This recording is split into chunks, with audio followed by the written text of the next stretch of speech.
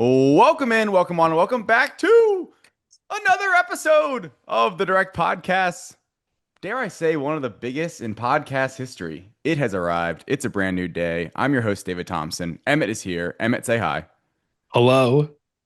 And returning after nearly 7 months away, he's retired from the Direct Podcast, but he's coming back Phil Rivers style. Matt Roembke is joining the pod today for the Spider-Man Brand New Day review. Matt, how the hell are you doing? Gummit, it's good to be here. It's good to be here. It's awesome, man. I am so excited to be back. I'll tell you what, not talking about movies with people, Ooh, that's an itch. That is an itch that is tough to scratch. And absolutely.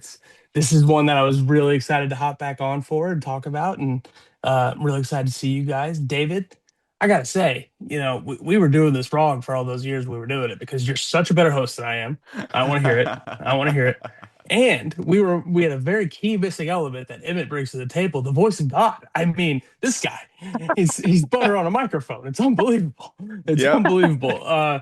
Guys, the show has been awesome. I've stayed a huge fan. Shout out to the Direct Podcast Discord, of course. The As fellas. active as ever, Yeah, as active as ever due to Odyssey reasons, it's true. which is So cool. fun. But no, I'm very excited to be back. Very excited to be talking about this movie. Which David, I know we'll get into it. Is this the most you and me movie of all time? It might be. Truly, it I think really it might is. I think be. it might be. Yeah. And Matt, I was thinking about it. You haven't missed an MCU movie on the Direct Podcast yet. That's crazy. There's been none since what? Wow. Since That's Fantastic my Four. first one. yeah, Oh it's Emmett's shit! first one. Really? Matt hasn't missed Damn. one, and you've been Damn. reviewing them on this feed since Shang-Chi, I suppose. Mm-hmm. Wow. Yeah. And here we Black go. Widow. Black Widow. Black Widow. That's what it was. Wow.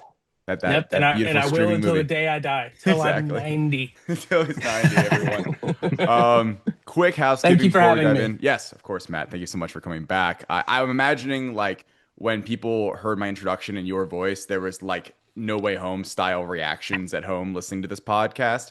Thank you guys so much for listening. If you Oh, haven't awesome. already, please, for free, you guys can join our Discord for as little as $1 a month. You can join our Patreon. If you want to go back, if you're having a great Spider-Man time and you're here for Brand New Day, but maybe you're going to go back retroactively and watch these Spider-Man movies, me and Emmett just did our Spider-Man Rewind series, went through every single live-action Spider-Man movie. Matt Roembke made the graphic for that, a classic. What a great time. Spider-Man is here. We're now at the ninth live-action Spider-Man movie. Brand New Day has arrived. Okay, enough of that. Let's dive into it. Emmett, I'm going to just go with you first. Yeah. This is a spoiler-free zone. So if you haven't seen the movie yet, we're getting this out pretty early. You're going this weekend. Feel free to hang out for the next 5, 10 minutes. I'll warn you guys. Emmett, spoiler-free, general thoughts. What's your Spider-Man Brand New Day review?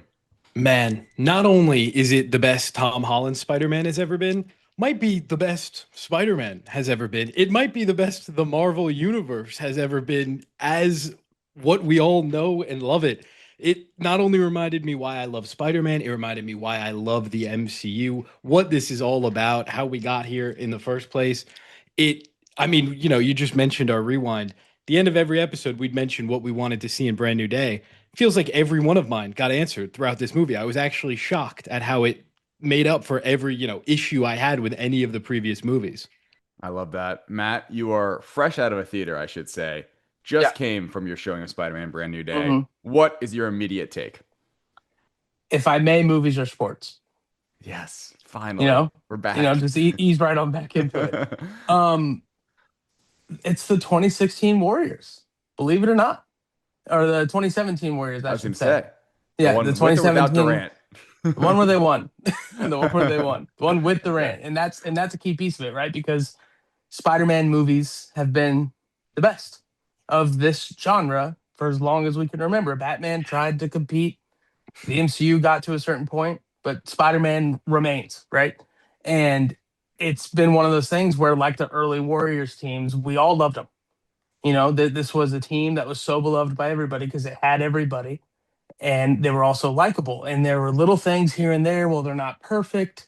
They're as good as they've ever been, but there's one little thing missing here and there, and that's the Spider-Man movies. Every time there's a new best Spider-Man movie, there's always a yeah, but it's missing just a little bit of this TASM movie. If it had what this Maguire movie had, it would you know what I'm talking about, right? Yes. And then this movie not only brings that all together, but then it adds in the unfair advantage of being the fourth Tom Holland movie, the unfair advantage of being the longest gap between two Spider-Man movies we've ever seen, the advantage of the Marvel Cinematic Universe, the Kevin Durant, the unfair advantage. And you know what, guys?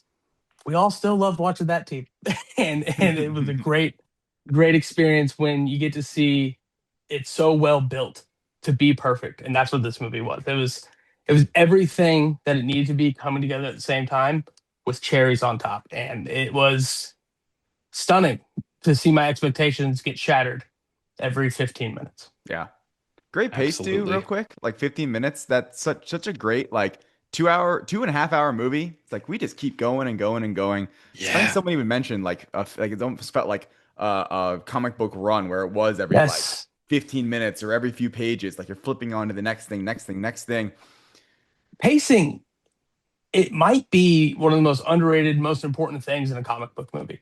The Yeah. best comic book movies are always like stand out, well paced. Yes. And I think that matters so much. And this one was up there, with the best of Infinity War is still the the gold perfectly standard. paced movie. Yeah.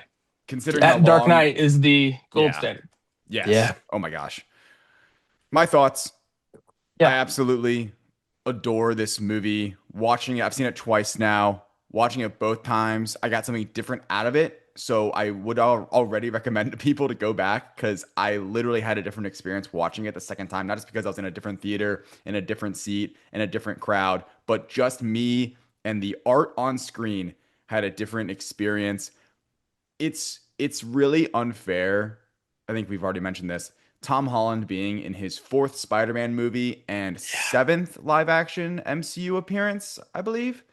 That is just he has mastered this character. And fundamentally, I think that Spider-Man, he's kind of peaked in a sense. Like the character on screen. We're going to talk about the suit today, I'm sure, in spoilers, but this is a non-spoiler thing. It's the greatest Spider-Man suit of all Yeah. time. And part of me is Yeah. already a little nervous because like you can't get any better than that. You really can't get any True. better than it. There's so much about this movie that I think Destin Daniel Cretton was. You can see why he was the director on this film, why they chose him, how he implemented his style and sensibility to Spider-Man.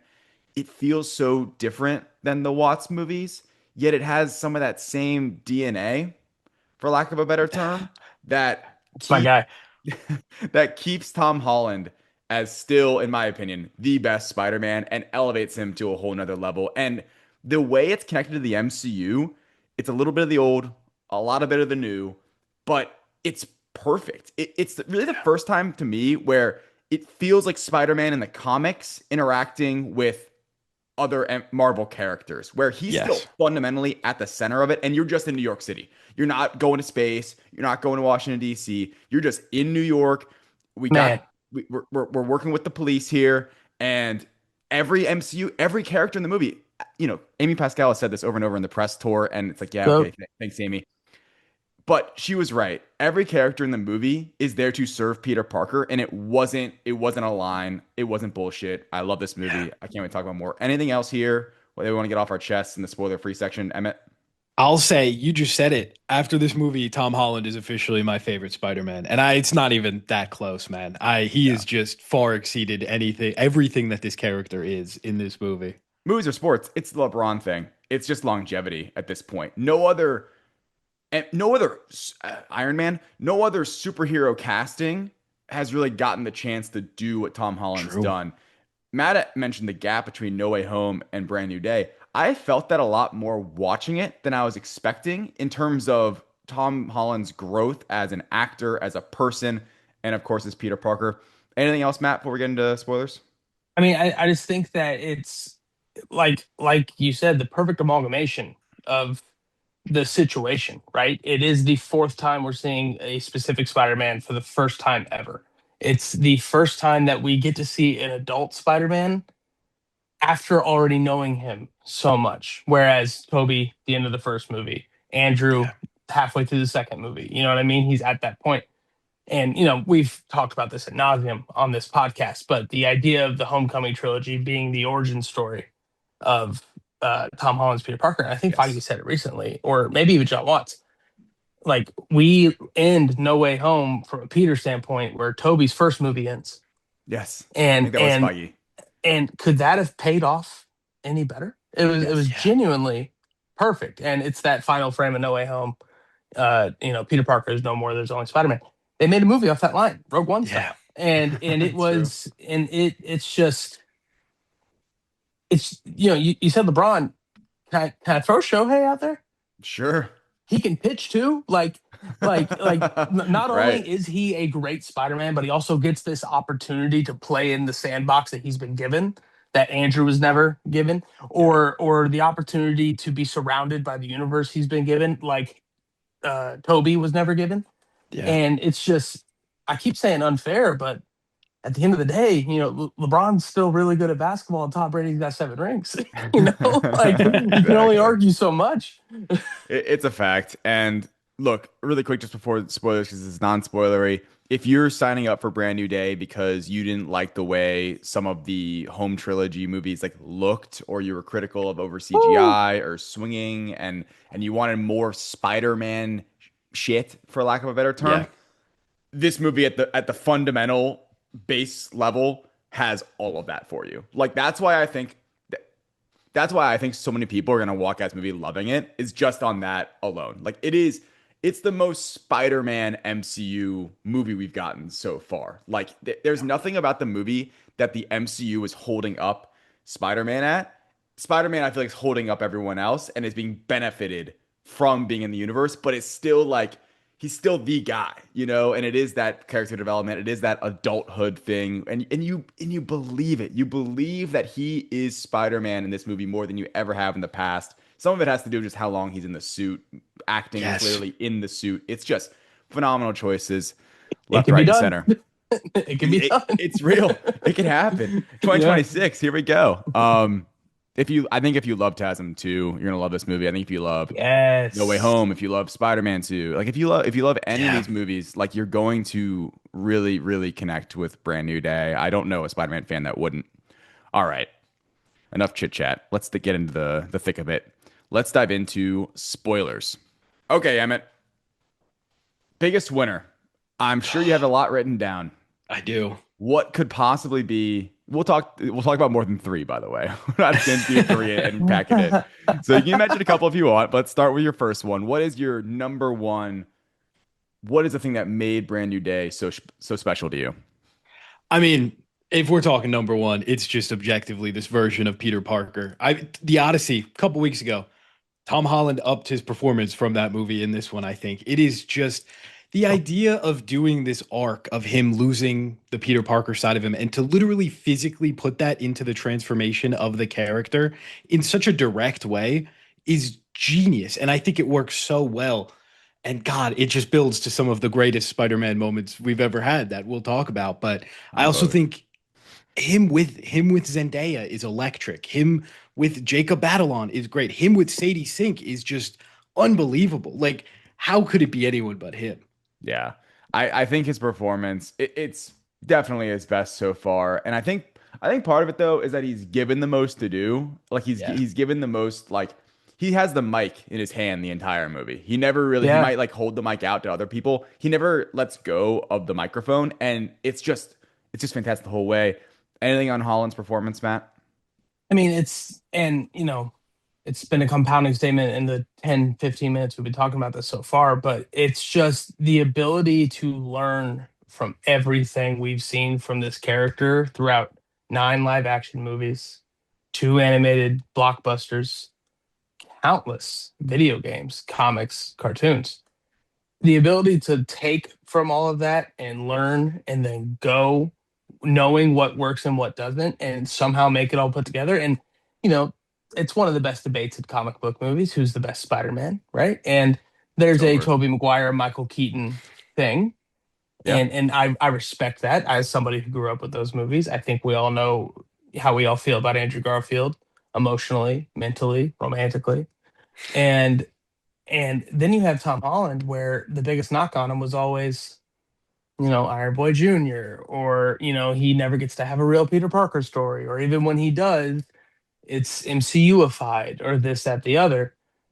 Iron Man in the first movie, Nick Fury in the second movie, Doctor Strange in the third movie. And here we are with a, obviously, star-studded cast of characters around him, but man, did this feel like his movie. And if you want to say that Toby was the better Spider-Man and Andrew was the better Peter Parker, but Tom's always the best balance of the two, I'm thinking that we got a triple crown winner on our hands, boys. Yeah, exactly. Like I think he may have done some laps around some Raimi stuff, and I'm not gonna call it a loser because I would never do that, but Gwen and Peter on the hot seat, as far as just best Spidey couple, because we got another round of it. David, we'll talk about it. Oh, we're gonna dive deep. But he hit every single mark that people have been asking him to hit. Yeah. For 10 years now.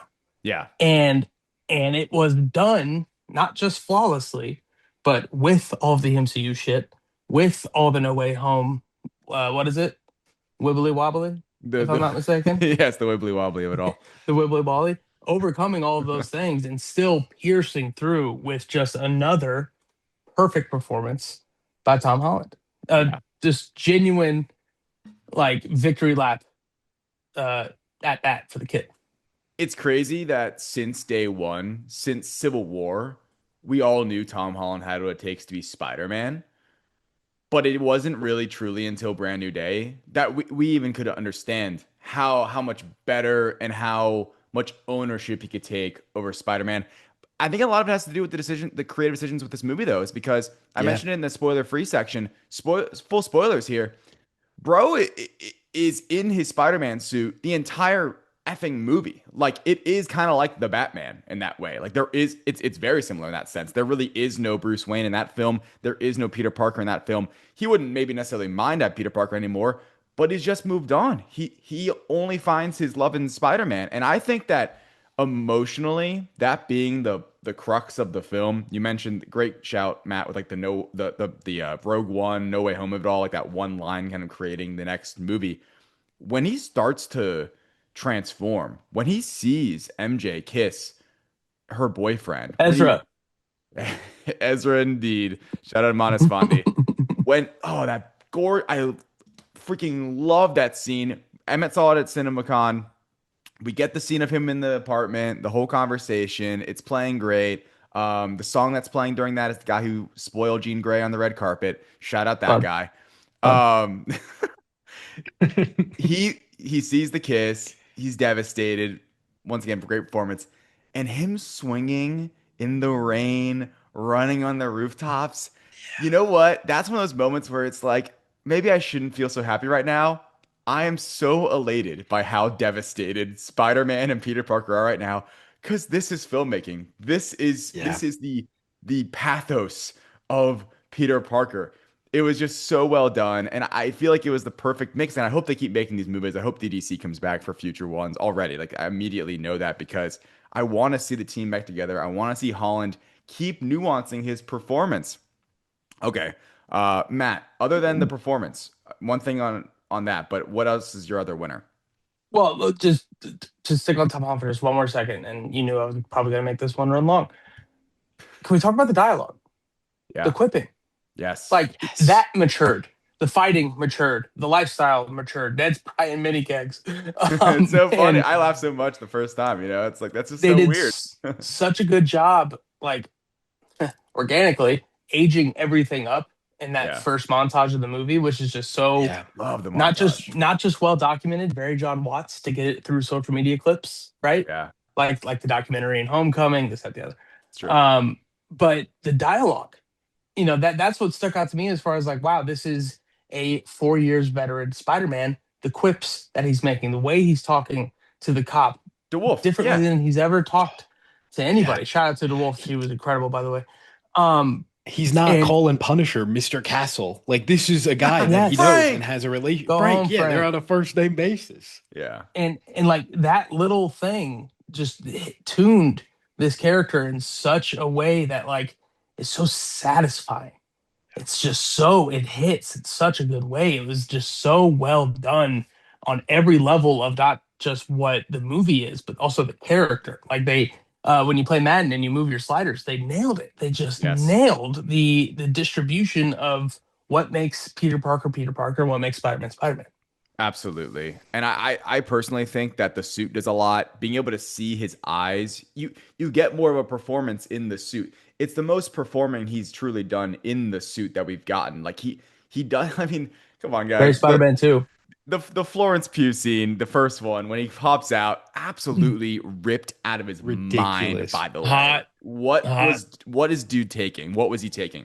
Um with the mask non-alcoholic on. beer. What? Yeah, the Bureau making a cameo, by the way. Love that for him. For like 10 seconds. It's great. It's great. There's like the Little Caesars, the Takis are there. Shout So Dude, out many to Emmett. Takis. the Yeah. product placement was absurd in this The movie. Liquid Poppies. IV. The BMWs, man. Well, and the Samsung folding phones too. Oh, Like, I mean like that's just cell yeah. phone. That's very Sony though. Like Of let's course. how much money can we possibly make off of The this Pepsi character? S, man. You know, Yeah. it's iconic. Oh, by the way, people like thinking them eyes aren't gonna move in this movie. Boy, do they move, and boy is it effective. And Yeah. it's the peak of I guess like my quick winner. There's no Spider-Man suit that can be better than this, in my opinion. Like I Oh, don't know. There's only these like rare moments in these comic book films where you feel like they've peaked this out. Like they've maxed it out. It's 99 overall. There's nowhere else to go with I think with the suit specifically because that is just an aesthetic thing that there's nothing to change. And even like I liked how much they played into the web shooters. I like how much it wasn't just like me and Emmett. I remember like talking to you, Emmett, after Comic Con, and we saw in Hall H that scene of him fighting the Hulk Mm, with Punisher, and he's Smart Hulk, and he's got the web shooters on. And I'm like, that has to be at the beginning of the movie because he's yeah. gonna dump the web shooters. No, no, no. The web shooters come back and forth. He's got the inhibitor chip. I love the story. I loved how the marketing did kind of make me look one way, whereas they were going somewhere else in the movie. And the web cartridges explode now. They're just a web bomb he can whip out at Web any grenade. second. It's like a yeah, gadget. It's Insomniac. so cool. Yeah, Oh, exactly. all right. Yeah. My big winner, if I had to pin down one, I think this movie, above any film, even my beloved Spider-Man 2, explains the heart and soul of Peter Parker better than any other Spider-Man movie. And there's been some great examples. These films are about soul searching. This one really is, though. This movie is about him losing his humanity, losing Peter Parker. And the reason he gets it back is because ultimately he sees a young mutant in a similar situation who has similar, not similar powers, but has great power.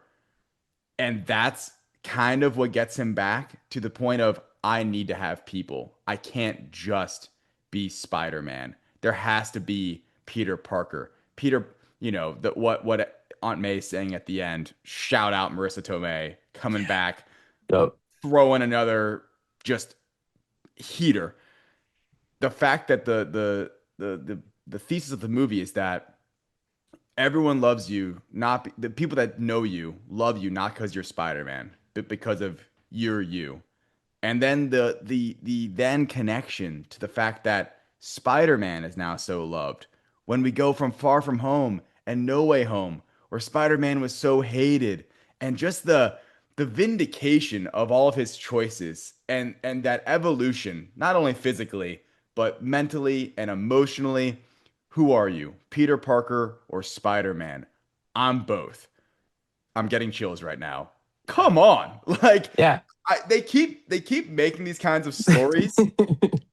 They somehow keep getting better. Like that's another one. I don't know where they go from here, but I thought just the rediscovery of what it means to be Spider-Man and it not having to be with great power comes great responsibility. It's actually even more nuanced than that, and it's more elevated in 2026 because we've been hearing that in movies for nearly a quarter of a century now.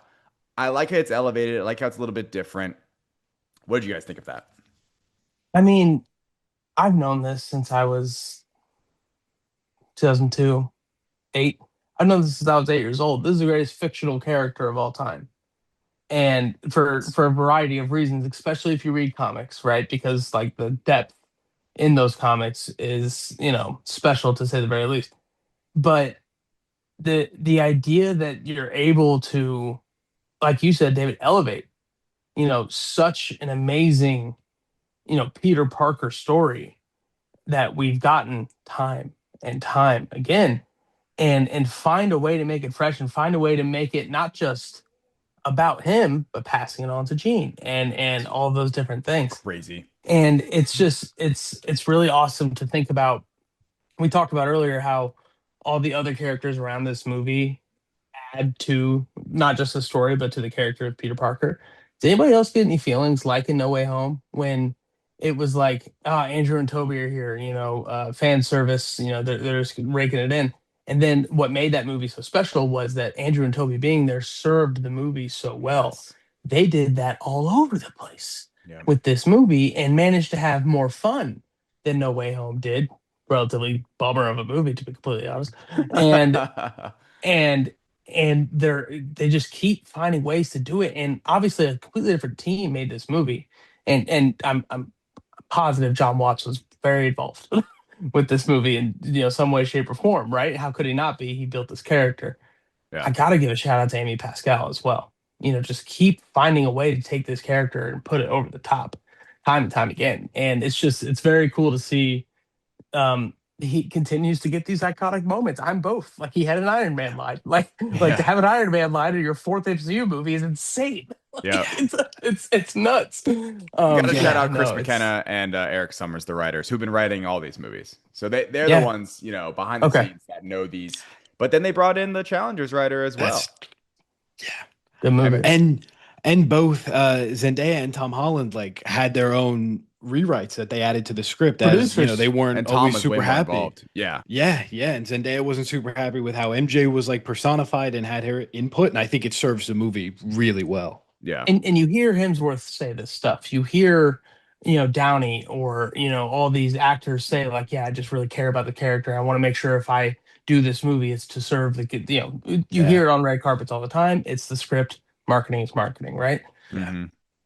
You believe it after seeing that movie, everything Tom Holland's been saying. Yes. You really buy into him wanting to do this because it elevated his experience as Peter Parker. And it's so cool to see. I agree, man. What just off that really quick, Emmett, and then I want to get to you. I just thought that I walked out of the theater the first time and thought, okay, like they really haven't been bullshitting us about like anything they were talking about, especially like Yeah. all the DDC joining and like what that's gonna mean and the Spider-Man isms of it all, and just like it's really cool to see like someone not lie to you or just try to like market their movie and kind of just like tell you a bunch of BS. You could tell everything they've been talking about has been really authentic, and pretty much all these stories about how the movie was made have been real too. And it's crazy to think too, film a year ago hadn't even started production. Yeah. Amazing how quickly they got this thing out. Emmett, any other winners? What It's do we wild. got? I started. Oh, go ahead. Sorry. I'm sorry. I realized I never got to like say my actual winner Oh, here. Can yeah. we just You're good. You're good. I went off the Tom Holland. Tom Holland's my answer, right? Yes. Shang-Chi, Wonder Man, Brand New Day. Dude's got it. DDC. I mean, just understanding how to entertain, man, and how to get out of everybody else's way when it comes to the actors doing their thing, but in between, giving us everything we want in every single frame. I mean, Yep. and I mentioned earlier, like the ability to learn from Spider-Verse, the ability to learn from the Insomniac games. You can tell this was a studied performance by Destin Daniel Craig. And knowing that between the story, letting Summers and what was who's the other writer? McKenna. McKenna and Summers, letting them cook in their moments and him filling in the gaps, not just to show cool action, but to give us what we want as far as like what we've seen from this probably most exposed character in movie history. Yeah. And it's just so cool to play the Insomniac games and watch this movie and be like, oh man, they studied. To watch the Spider-Verse movies and watch this movie and be like, man, when he walks out in the crowd at the end of that movie, Oh, it's like, man, they captured something from Spider-Verse there. They did something that was familiar but also original, and they gave it to us in live action. And he understood that those things, it's not copying, obviously, but it's homaging. But he mhm. also understood, like, this is the first time we're seeing Insomniac stuff in live action. This is the first time we're seeing Spider Verse stuff in live action, and knowing that that's enough to be special. And he just put on a clinic. I feel just by managing this team the way he did, and and, I gotta get a Notre Dame thing in here somewhere, right? It, There it it is. felt like Marcus Freeman being like the best friend of everybody on his team. You could feel Destin Dale Creighton just loving everybody in this movie and giving Absolutely. them their moments in a way that made the most sense and squeeze the most entertainment out of it. Emmett, I'm sure you love this part. We just talked about how Tom Holland mentioned finishing moves was something that was going to be coming from the Insomniac games. That finishing move on Scorpion, I thought of you Oh shit. Yeah. immediately. He jumps Yeah. up, webs down. Psh. It's incredible. I mean, that whole opening tank sequence is just Yeah. one of the car chases you do in that game. You can Like see the Got like on the camera, the quick side, got on the timing, other like yes, side. hit square. yeah, I'm waiting for triangle to pop up on the movie theater screen. Like it is Yeah. These so, guys have swords. These guys have swords with yes, blue stuff coming off of them. yes, Yeah. Dodge those. rip. My webs don't work. Yeah. Yeah, literally. The winner I was gonna say also DDC. I mean, God, the action, the swinging, the color grading, the movie looks Looks phenomenal great. throughout its Camera entire work. runtime. The camera work, the shading on the Spider-Man suit, half in, when it's in a dark sequence, it's unbelievable. That opening swinging sequence, you feel the weight of every movement. We get a little first person as he's jumping on that building, he's rolling off the building. He does a big slingshot move. Like it really, you feel every movement there. And I mean, the action's unbelievable. He had the hand moving, like those moves they were hitting in the prison. No wonder he's directing the Naruto movie. He had them jumping on each other's backs and swinging each other around. Oh, Like that's I, cool. Mortal Kombat. oh, that's cool. Exactly, exactly. It's just incredible, man. Yeah. Yeah. Um, okay. My last little winner here. I just wanted to shout out Marissa Tomei coming back as Aunt May. I feel like that was like done so interestingly because the trailers started coming out. I don't know if you even were you went dark before this, Matt. And Absolutely. all of a sudden Marissa Tomei is having voiceovers in the Damn it, trailers. really? Yeah, so it's like, Damn. okay, she's in this movie some way, somehow. How's this gonna go? And the fact that those scenes of like just what a beautiful thing idea, by the way. At the getting inside of his head, Gene trying to get in his head. The fact that he can't get in his head just is just amazing. It makes so much sense. It's so great. And then when he's like, go ahead, and like just that like that's like, I mean, what I guess interpreted as the moment after Homecoming, like Yeah. seconds later, and readjust. Like I love this kind of stuff where it kind of like reframes moments we thought from previous movies or previous times and recontextualizes it. And what a cool moment to get both those actors back in that room and just a couple days on set. I'm sure for Marissa coming back and just it's just beautiful stuff. Like it felt to me like Spider-Man 2. We get Uncle Ben back in Spider-Man 2. We get the kind of the ghost of the loved one that they've lost continuing to shape who these characters are, and in this case, shape who Jean Grey is, which is a Yes. crazy decision. But I thought it worked great. Absolutely. And Pushing. I can feel you getting out of winners here, David. There's no way we get out of winners without talking about my girl. Like, Sadie. it's an X-Men movie, guys. Isn't it Like, crazy? it's Yeah. Jean Grey. like, I know we've all known it was Jean Grey for a long time, guys. Yes. This isn't little flower dress in the front yard swinging all depressed because her parents hate her, and like every other Jean Grey we've ever seen. This is a badass struggled. They murdered my sister. I'm pissed off, Jean Grey, Yeah. a struggling young mutant who just turned it up a little bit, and like, and to have her in this movie, I've been saying it since day one. I'm like, why? How? This is ridiculous. How could you introduce Jean Grey, somebody who is so Charles Xavier centric, who is so X-Men centric. How can you do it in a Spider-Man movie? Here's how. You change the origin and you make her this individual character, this individual mutant, like we think of Wolverine, like we think of, Rogue, like we think of all these other X-Men that have their own individual stories. Jean's never really had that, and now she does. And like David, I said at the top, this is the most me and you movie ever because it's a Spider-Man movie and it's fantastic. It's an X-Men movie and it's fantastic. And one more little thing that they put in the bucket for your boy, it's a Pokemon movie. She evolves when she gets pissed off. What? That's The incredible. thing? It's just and the entire time I'm like, man, she can probably move stuff around, right? Why is she so? Oh, she hasn't gotten there yet. No. And here we are. Here's Miss Marvel, and it's just like No Way Home. Here I am with egg all over my face. I thought they couldn't do it, but man, did they do it, and I loved it. Crazy to think, by the way, this is the weakest we'll see Jean Grey in the MCU. Yeah. That's This- fucked up. Like, probably A lot pretty of green and easily. yellow. Yeah. Lot of green and yellow around here, which is horrifying. But maybe they'll hold off a little bit before they get there because I'd really like them to do that.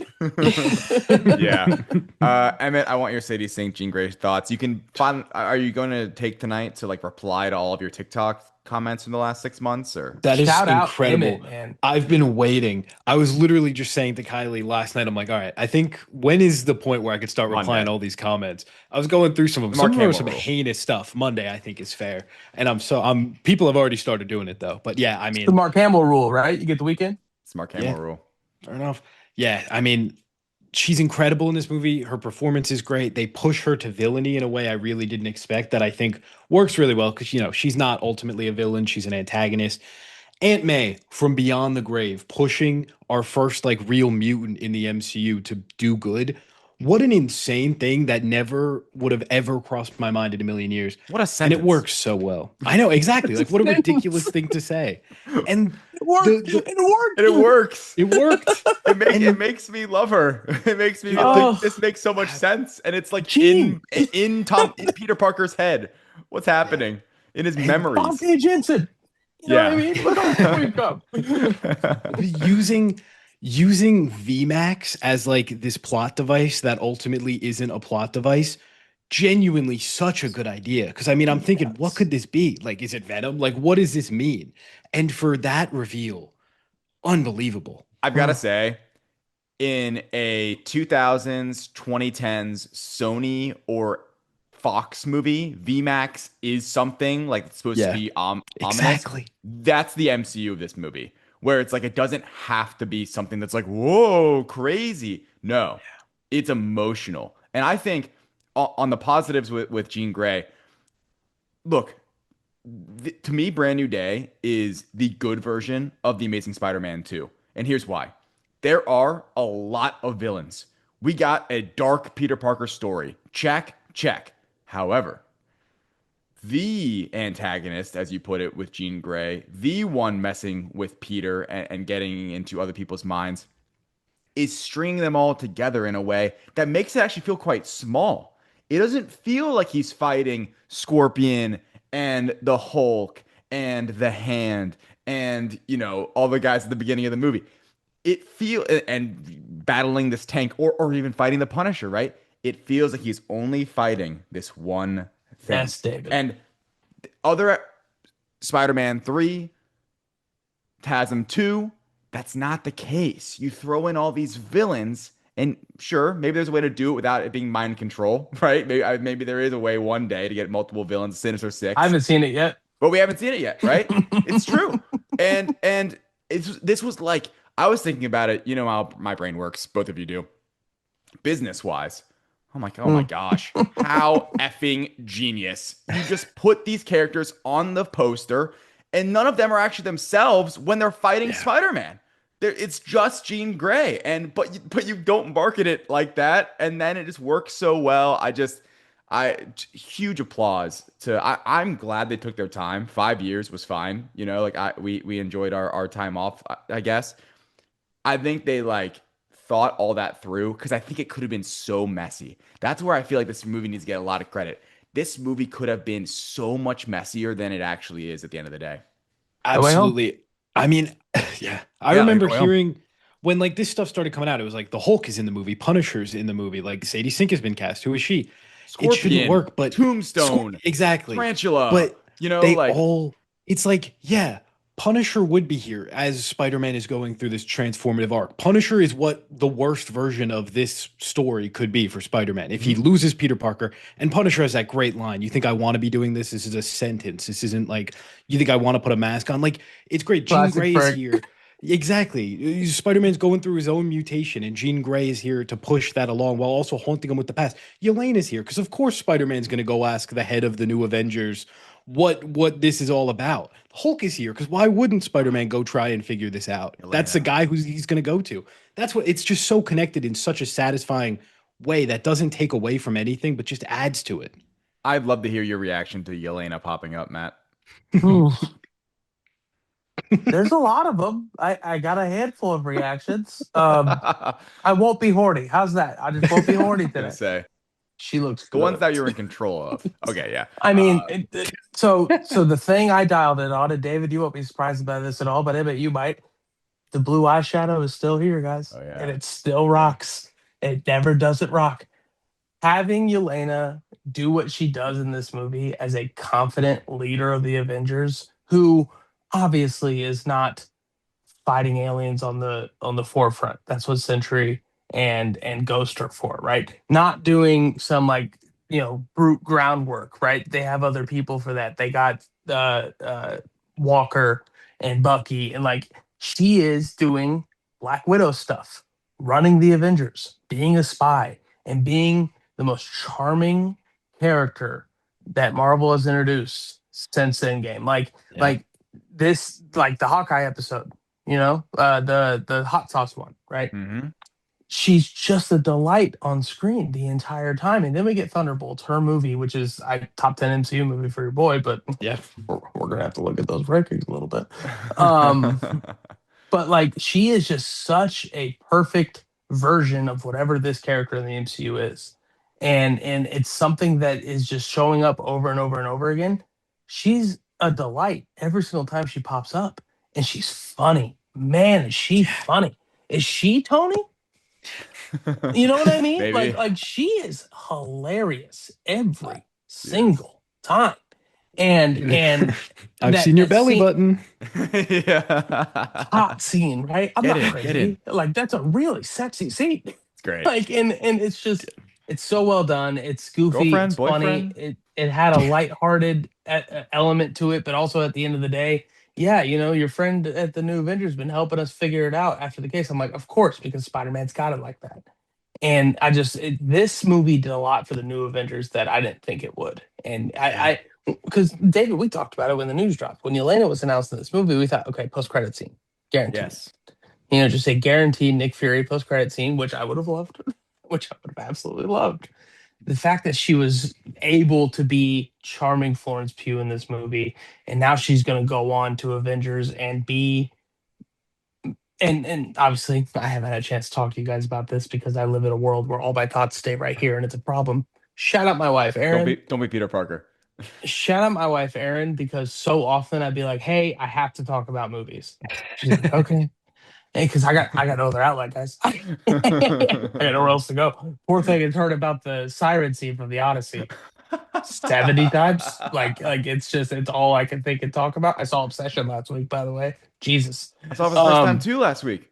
Isn't it great? Isn't it awesome? Worst guy of all time. No, let's do it. Oh. The idea of the capital N, capital G Nice Guy being the bad guy in a movie. I love that so much because nice guys are the worst. I hate that guy so much. And you could tell from all the people that are like, he's not the bad guy. What are you talking about? That's a real insane. discussion that's been happening for months. It's a real driving thing me that's crazy. happening. Yeah. Nuts. Anyway, but like for Yelena to be and if I could, another winner, I guess. Yeah. All the side characters just dialed in, man. Yes. Like Yelena, I thought was perfect for what she was, a cameo-esque character in this movie. They could have stopped at the bathhouse scene. You know what I Yes. mean? The FaceTime didn't need to happen, but the FaceTime I think added. I'd still call it a cameo at the end of the day. It is. But It's like Matt Murdock if they hadn't cut that other scene out from No Way Home. Yeah. his his brain's bigger than mine. That's an excellent comp. But oh yeah, the deposition scene when Hmm. him and Happy are in the thing. Yeah, I forgot Yep. about that. But Didn't happen. Frank obviously just being perfect bounce off material for Tom and Zendaya. Yeah. Zendaya gets to be funny, and I think we all understand that Zendaya is maybe at her best when she's funny, but if she's only funny, it like caps her aura a little bit, you know? And does that make sense? Like Zendaya is objectively a great comedic, charming actor, but when she's only that, I feel like sometimes she gets lost in the sauce. Yeah. Like Her being Homecoming to able No Way Home. There it is. Perfect. Her being able to bounce off Frank and be funny, but also have those conversations with Peter, fantastic. So Frank, I thought was great. Mark Ruffalo Love it. putting on a show, like that conversation between him and Peter, Science Bros conversation. Shout out Avengers. Like the fact that it was in the, I know it was in the trailers, but as he was walking away, how do you know which parts are good? You know, how do you know what the good parts are to cut out of the DNA? I'm like, that is such a great Bruce Banner moment talking Yeah. to Peter there. Like It's great. and they just added so much to each level of this movie. And then it's the Hulk fighting Spider-Man, and then it's the Punisher with a sniper rifle, and then Yelena never got to do any fighting, but she's in a bathhouse, and it's her office, like that kind of shit. Like And she's the they, character we know is coming in a few months out of that whole group. She's the one that's coming in True. Doomsday. she's got to be the audience in the movie, right? I know I haven't had a chance to talk about Doomsday, but so if I could get in real quick, like I feel like she's going to be our like exposition character in that movie that we like follow. You know? I always think it's Steve just because he's the recap of what's happened since Endgame, since he's Fair. been gone the same amount of time as anyone who tapped out. That's a good But point. Yelena would be ideally my I pick. just I just love that Yelena is Black Widow and she is Yes. such an acceptable character to be in these movies, and we're not thinking about like, well, what the hell is she gonna do against Doom? Yeah. Her presence in these movies have shown so much weight for comedy, narrative, and then we see in Thunderbolts that she's one of the most well-rounded emotional characters in the MCU right now. And it's just I thought what they did with the side characters was, again, just like No Way Home. I didn't think that it was a good move, and here I am looking stupid. Yeah. I think to your point just now, Yelena is the perfect example. You mentioned like all the other MCU characters, where this movie really nailed what it can mean for Spider-Man to be in this MCU. Like it There makes you go. sense for him to go talk to the new Avenger leader. It makes sense for him to go in disguise as himself to go talk to Professor Bruce Banner, to have this connection with Frank. It's just like DeWolf. The relationship he has with DeWolf, that Yes. has to be a winner. That is an Yes. official winner because All on the phone. on the phone and just their banter, their back and forth. The oh my gosh, Commissioner Gordon and Batman of it Yes. all. Like it's their version. It's the version, Yeah. and I love that so much. There really is a lot of the Batman 2022 movie in this movie that I Absolutely. appreciate so I thought much. we were gonna get a Spider Cop joke. Spider Cop. Oh yeah. I thought for a second we were gonna get it because they did a lot of those conversations that would have led to Spider Cop. True. By the way, we mentioned Ah, like different characters getting taken over by Jean Grey. The best one to me is John Bernthal. Him, oh yeah. him Oh like wow. him smiling, like See with the thing, Peter. he like holds up the little thing, he's like smiling. Is so good. Good luck with that, Peter. Like walks That's out. great. That's great. He had to have had so much fun doing that.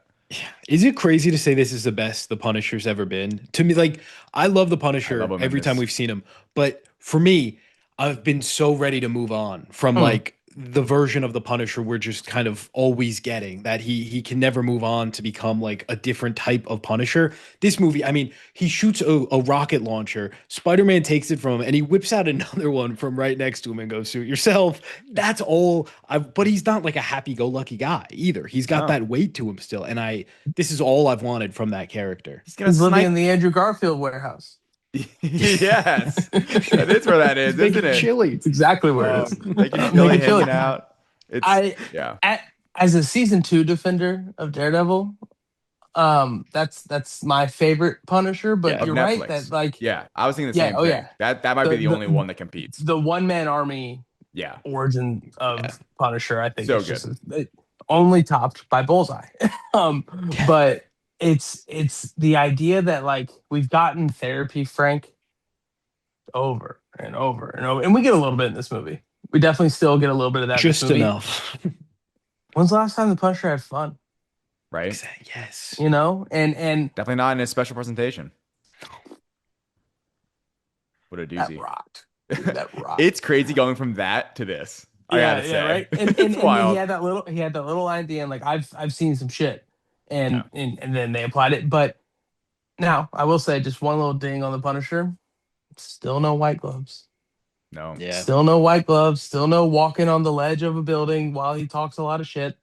You know, where's my cartoon Punisher? Like they gave Yeah. Strange the yellow gloves. Next Give time. me the white gloves, man. Yeah. What's the problem? Who's it hurting? I gotta say, he was so good with Peter, it would almost feel weird if he wasn't in the next one. It'd be I like, wait, I agree. love this relationship. Like because they are. Interesting. It's like the first time he's connecting with an MCU character, a fellow MCU character, that they're on the same level in the same Yes. city, right? Every other time, it's someone above him, elevated an Avengers style thing. It's finally an MCU character that he should be working with. Now Peter's like, hey, you can't fight the Hulk. Yeah, You know, like exactly. now Peter's that guy, right? Oh, that I love that. Like that It was is what so good. It was the so points you're good. making earlier about the character itself and Tom Holland, like that is the elevation and the development that I made me so excited of. Like, no, you're just a guy. Like, don't fight the Hulk, Dude, like this is a big deal what we're doing right here. Like this is way above your I think he even said this is way above your Or pay pay grade. grade. Like, Yeah. He sees the Hulk coming and he just yells, "Oh shit!"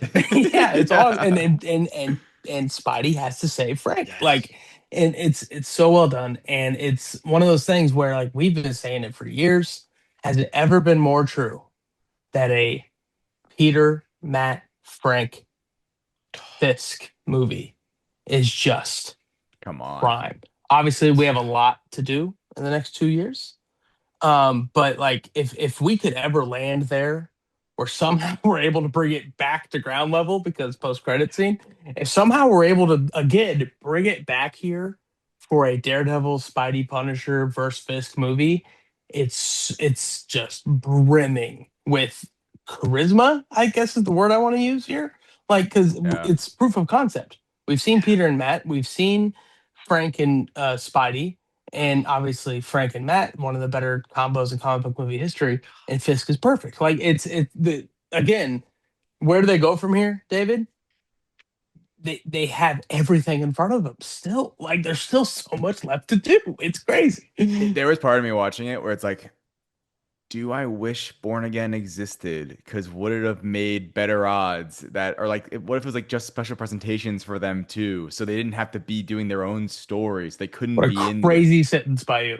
I know. I know. Fantastic. I know. I don't know. It's just there because it felt to me, and I feel like this is somewhat true, that Matt Murdock, Daredevil's not in this. Fisk isn't in this at all. There's like a poster of him on one trash can, but Awesome. no real mention. Matt Murdock, Daredevil, not being in this, but like Punisher being in it and like having that relationship, it's like, I felt it a little bit. huh? I kind of felt it a little bit though. Like I felt Matt's lessons a little bit with Right. Frank. Like That's true. talking Peter down from some shit. Right. And he did. That's true. Yeah. it I was do cool. agree. This is one of the better Punishers we've gotten, and I think Definitely. actually on my second watch, I liked him even more. Like he was scene stealing to Really? me. Like every time he was in a scene, I'm like, oh, he's either hilarious, he's making a great point, he's got a great action moment. He just really is the yin to the yang of him and Spider-Man, even just how they look and present themselves, and even not only just their suits and their colors, the fact that he is just Frank Castle and that Peter is so. I'm opening my mask a little bit to drink coffee. I'm Giving him behind the shit. drape, right? Yeah, like, oh, you can't even do that. And then by the end, of course, he shoots him, nearly kills the guy. What a moment. Scene. Bernthal's And then face. The fact that he is so touched by the bravery that he showed. And like, come on, that's Spider-Man. And like, I think John Bernthal thinks of this in an interview a while ago. Like, this movie might change him a touch. And I think by the end of it, he is a little bit changed, like because he basically saw the daredevil of it all, like no killing, kind of work in a way he wasn't anticipating through Spider-Man and through this younger kid, where Yeah. maybe it's like there's enough of these heroes adding up in his brain that maybe he doesn't have to be so calloused. Maybe he doesn't have to kill everyone that goes against him. Yeah, and like when you watch Born Again and when you watch, the Netflix series, which, it's as good as it gets, Matt seems like this god figure. Like no one could be this good Hmm. kind of thing. And it frustrates Frank and Karen to no end that Matt won't break the Batman rule, right? Right. Because it makes so much And sense for him too. Like it would, it right, would, it would really he like had it would every reason to. exactly. Yeah. And that it's one of the elements that makes the Dark Knight so perfect, right? You got to break your one rule, And like by the that kind of way, thing. in No Way Home, Tom was going to break the rule. It was Oh Toby who yeah, had to stop him. and then here comes Toby, exactly. And you see Tom be so steadfast with it. It's just the idea of Frank seeing a version of Matt that isn't Matt F and Murdoch, which like if you're in that world, like is this nobody could be this kind of thing, Yeah. and that's what we gotta get. So good, gotta get Charlie and Tom on screen again, man. It's just too good. It's All just right. too good. Enough time has passed. This is losers ish, but I forget losers. Forget the freaking entire format of the podcast. Matt, Hey, I've just changed the format of this podcast 8,000 times. just for this, I Okay. don't because I don't know where we haven't discussed it yet. There's an elephant that's been walking around in this room on our East Coast, computing right now that For has been 3 years. walking and stomping, and it was one of the biggest points of kind of contention, I guess, just conversation between me and Matt Definitely. before he left. Mm. Zendaya is back as MJ. Jacob Batalon is back as Ned. Before you, Matt, I want to hear Emmett's thoughts actually, because he's actually Fucking prick. been similar to you and wasn't all in on it. I wouldn't even say I was all in on it, but I understood why they were doing It's a it. decision. It's a decision. Oh, it's a decision, all right, and it is something they do not shy away from. Emmett, Ned, and MJ are back. They take some pretty big swings with Yeah. their story and the spell and what this means. What were your thoughts on it? Even, if I didn't want them back, even then, I think this is all worth it for what we get here. I think that rooftop sequence where Jean Grey's Zendaya is like genuinely unbelievable. And Best scene in the movie. as someone who Best didn't scene in the want movie. this, as It's the someone who best didn't scene. want this to Best scene in happen, the movie. I found some of the dude, Ned and Peter building Legos together. Oh. Come on, man. That MJ is Oh, sketching. MJ sketching them, Oh and my then you see it in gosh. and the ending. The ending really worked for me. And I think David and I disagree on what it means, which is fun. Ooh, And I think okay. it's going to be a big conversation or I'm way off. It But I absolutely might think be. it's like a You think Bear really was a good interesting guy? way. Bear was a good guy. You do, don't you? AKA Ned Leeds. No, don't do that. Don't do that to Ned. Bear's a monster. Yeah, yeah. By the way, when Peter says he's Ned to Bruce, what a great moment. Oh, Really forgot to good. mention Yeah, when he gets I Hulk didn't out love of it. the not out of the spell, but he's like, Oh, It's your friend it's me. Peter." It's me. Like, it's okay. So, Emmett, are you a comic reader?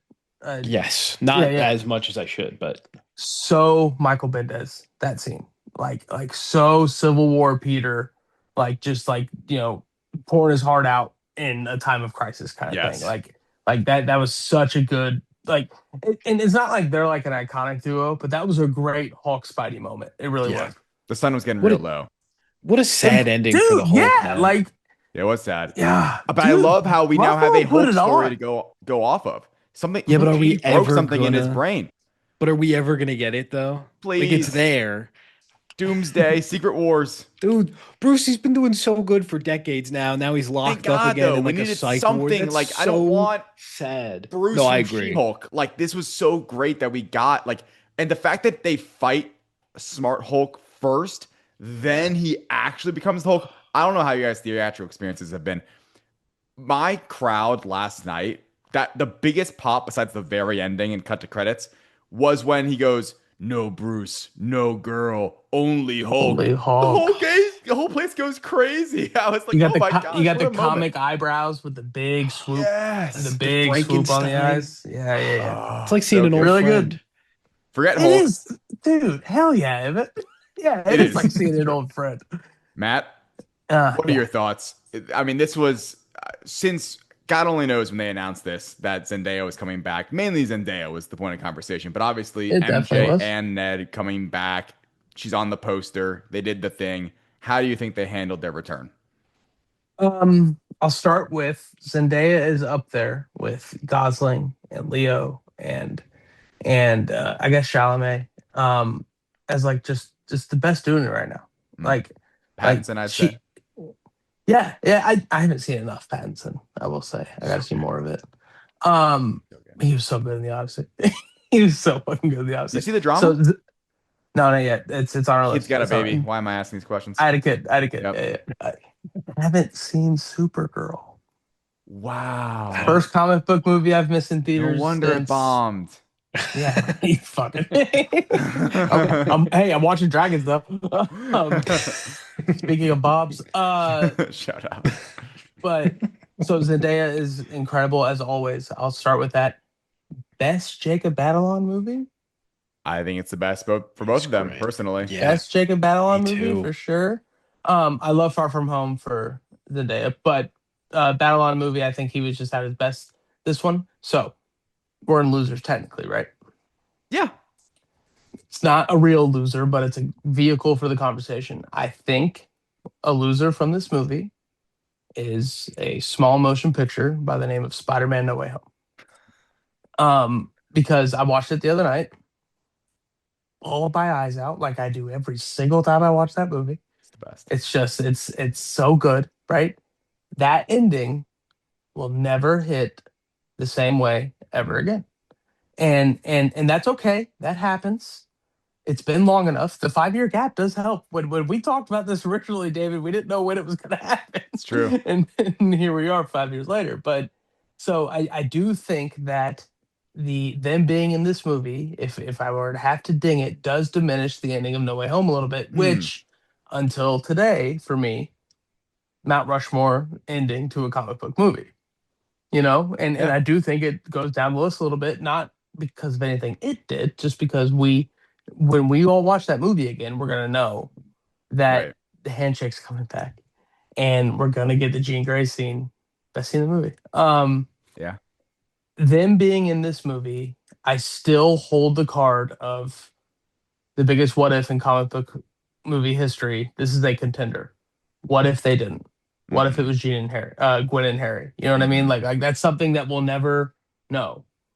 But just like No Way Home, just like when me and Liam's very first emergency pod on the direct podcast history was Jamie Jamie Foxx. Foxx. Jamie Foxx is back as Electro, What's and happening? I did it for my car. um, and so it's just like No Way Home, where like they ended up making it work in such a significant way. And they did it in a way that by the end of it, was infatuated by every single thing MJ was saying. Yes. MJ having them doing that Jean Grey scene where they did in the movie was so spot on because you get to have that. And they got to give me the rope a dope. Because David, I'm rolling my eyes. It's Rise of Skywalker. It really Yeah. is. It can't be that easy. It Yep. just can't be a conversation on a rooftop. And then the light turns green and Michael Keaton's face lights up. Exactly. And it's just it was a gut punch, man. And I fell in love with her being in this movie.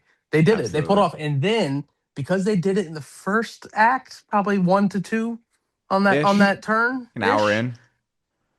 because they did it there, we got to then have her finding the note. We got to have Ned, her, and Peter in the apartment together. Like we Take off that still got mask, to please. have those. It was just So good. it's one of those things where like I walked in never expecting for it to be one of my favorite parts of the movie. And Crazy. here we are. And that's why I said, like, I'm not crazy. The ending of Spider-Man: No Way Home is a little bit of a loser here because it just has a second thing now. You know what I mean? That we know what the next day looks like, essentially. Right. To that end, though, Gwen and Peter and TASM, undeniably the best romance in Spider-Man movie history. Yeah. I don't know how we can say that anymore, guys. These two just work. Yeah. They're not. They don't even know each other in this one. Yeah. It's perfect. It was Guardians 3. It was TASM 2. It was and Guardians it was 3. everything I wanted it to be, man. It was kind of my favorite of them in these movies. Isn't that crazy though? Zendaya's talked. It is. Zendaya's talked about how it was like an acting what do you call it, like challenge, or like an acting kind of like not tool, like prompt. Like, oh, now do it like you don't know each other. It's so cool. Yeah. I think that like kind of like, when sometimes like you need a little bit of friction to make something good, like fighting with someone, not fighting, but like where it's not just, yes, man. Yeah. Cool. Like a little bit of friction can help something become great. That's what I felt with Holland, with Babylon, with Zendaya and Holland, where it wasn't just, we're all best friends, man. This is great. It was a little bit of, it was that like, oh, like we were best friends. You could see them acting, and that's like in a good way, where I'm like, this is so strange for all of us watching, and so many people are invested in their relationships. And I just think that their performances in these new roles really like elevate the story they were telling. Totally agree. Have you ever seen the movie Face Off? Yeah, with Nicolas Cage and John Travolta. Yes, it's a ridiculous movie, but Yes, it's silly movie. that the bit in Face Off where Nick Cage has to play John Travolta playing Nick Cage, but trying to act like Nick Cage in the prison scene, right? Yes. Oh my gosh. I've listened to podcasts before where like that's like one of the best pieces of acting you'll see, and it's true because like the challenge of the layers of that is crazy. Tom and Z had to do a lot of that. Yeah, man. Zendaya is of someone who forgets Peter and then is Jean Grey in her head. Yeah. When you go back and watch the second time, from the time that Peter gets to her apartment, that is all Jean Grey. That whole thing. And you know what gave it away? And I really caught it the second time. MJ is scared of swinging. When they first swing, she's not scared. Later, once Peter saves MJ and they swing to Frank's, she's scared again. That is filmmaking. That is Spider-Man. That's the best. Great. It's so good. Wow, it's really good. That's really good. So my verdict at the end of it, David, when we talked about this, your stance was always like, well, maybe he's just watching her from afar. Maybe she's barely in the movie. Yeah, it's a big part of this movie, and it worked. We haven't discussed the ending yet. That's why I got to shout out Amy Pascal a little bit. Like she just finds a way to make it work. Handshake, go. Emmett, what is your take on this? So, twofold. We get the handshake, the Peter, and we also get MJ back on the school roof, touching the broken. Oh gosh, how am I blanking on this? Dahlia, the black Dahlia. Dahlia. And there's these moments. We watched the movies once, dude. Come on. Emmett, what do you think? Okay. Ned first. I think that moment at the end is Ned remembering. I think so. I'm gonna fully remember here. So, yes, I think I don't know how. You know how we get Bruce? He turns into Professor Hulk. Hulk is nowhere to be seen. Jean Grey gets in his mind, and then the Hulk's able to break out. Mm-hmm. I think that happens with their memories somehow. Their memories are in there, and then they're affected by Jean Grey's blast. We see Zendaya crying, but something has to activate it, and that handshake activates it. I think that is Ned genuinely remembering Peter. In the way he delivers Peter to me is an old friend. It's not a guy who realizes this is Spider-Man. The way he says Peter is, oh my God, how could I forget you, Peter? I think MJ needs that moment to unlock still. I think Ned's unlocked with the handshake. I don't think MJ's there yet, but I think she knows there's something. I think it's brewing. I mean, the school roof holding the necklace. Like, there's something to it. there's part of me that kind of wants them not to remember though, and then go forward with like their new like relationship because it's like this destiny thing. That they've They talked earned it a about little that. bit. Yeah, it Yeah. kind of feels like that Lego scene. It's really good. That's the blueprint for what you do next, where it's like he can be the guy in the chair again. He doesn't need And they do Evie the Game of anymore. Thrones bit too. Like there, it wasn't just business. You know what I mean? They hung Right. out. Exactly. I get I get the theory. I have a differing theory, but I get the theory of like Jean Grey's blast, where a bunch of people are in like in stasis or whatever, frozen and they can't move. That being the trigger, maybe. To me though, it was kind of what you said, where it's a moment of, I guess, just like remembering the handshake, what do you call Yeah. that? Like physical, like, muscle Like, memory. Sorry. yeah. Like the muscle memory Deja clicks vu. His in. body Almost. remembers, but his mind doesn't. Yeah. And then I think it is just the Oh fact yeah, that Spider-Man's name is Peter. And then he goes, "Hey, I'm Peter." And then it's Yeah. that like, was my read. And that's MJ yelled Peter. Yeah. that Well, no, part's yeah, yeah, amazing. I that love, was great. He, Peter. It's a TASM 2 It's shout Gwen. out. Yeah, I which will was say. which I was will an say. ad lib, and I bet was in the script for this one. God, that movie was Um, I so fucking I gotta good. watch I gotta watch it again. The way he TASM says 2? Yeah, me Peter. too. Oh, I banger. yeah, again. We'll do it again. Do it for the fifth time on the podcast. I It was think me too. I think so like I'm curious. I'd be love to know your guys' crowd reactions and stuff. I'm sure we've all seen this in like a packed theaters. The biggest reaction was most besides the crazy twist and people losing the women gasping and freaking out when the MJ turn happened was crazy. So fucking Tom good. Holland in that scene, by the way, acting his freaking ass off. I can't believe you remembered. I can't believe you figured it out. Oh, it breaks my Oh, heart. It breaks my soul. I Fastball missed you Tom. guys. I missed you Fastball Tom. guys. It's so good. I missed you guys so much. Like, and him Oh, finally like out of the mask. He was like barely ever in the mask. Or out of the mask. Uh, Good kiss too. Jean Grey, she's having a great time. I like that Peter brings that up to MJ later too. He's like, just so you know, sorry about Consent this. That King, was man. like He's not. No, That's but not like the that guy from really- Obsession. that was a very mature, yeah. Emmett, when you were just talking just now about like, did it unlock it? I think their memories are in there. I think it's in the back of their head. This, that, the other. Is Curry Barker just like the goat of the year?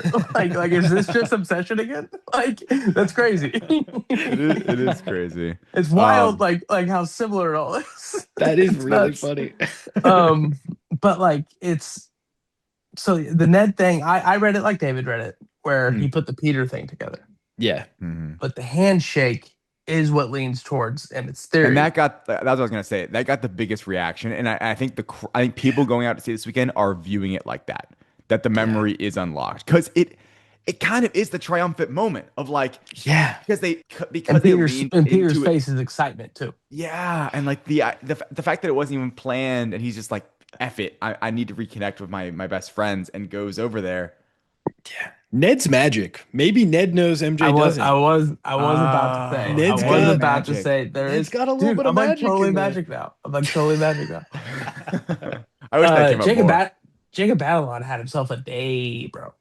I think he's great. In this movie. Great Jacob movie. You know I what love I mean? seeing him, even just like the stupid shark energy thing, and like he's him it's as the like college bro of it all, like Uh-huh. the aging up from being the sophomore in high school now to being out of college. It's perfect. Like, and even just MJ's character now, it's so interesting and it's so well done. They do feel fully formed. It feels like they did Yes. have this whole life at MIT and all these friends and parties and experiences. It is soul crushing when you really think about it. Like Peter's been in his room talking to a bot and they went in and lived their entire lives.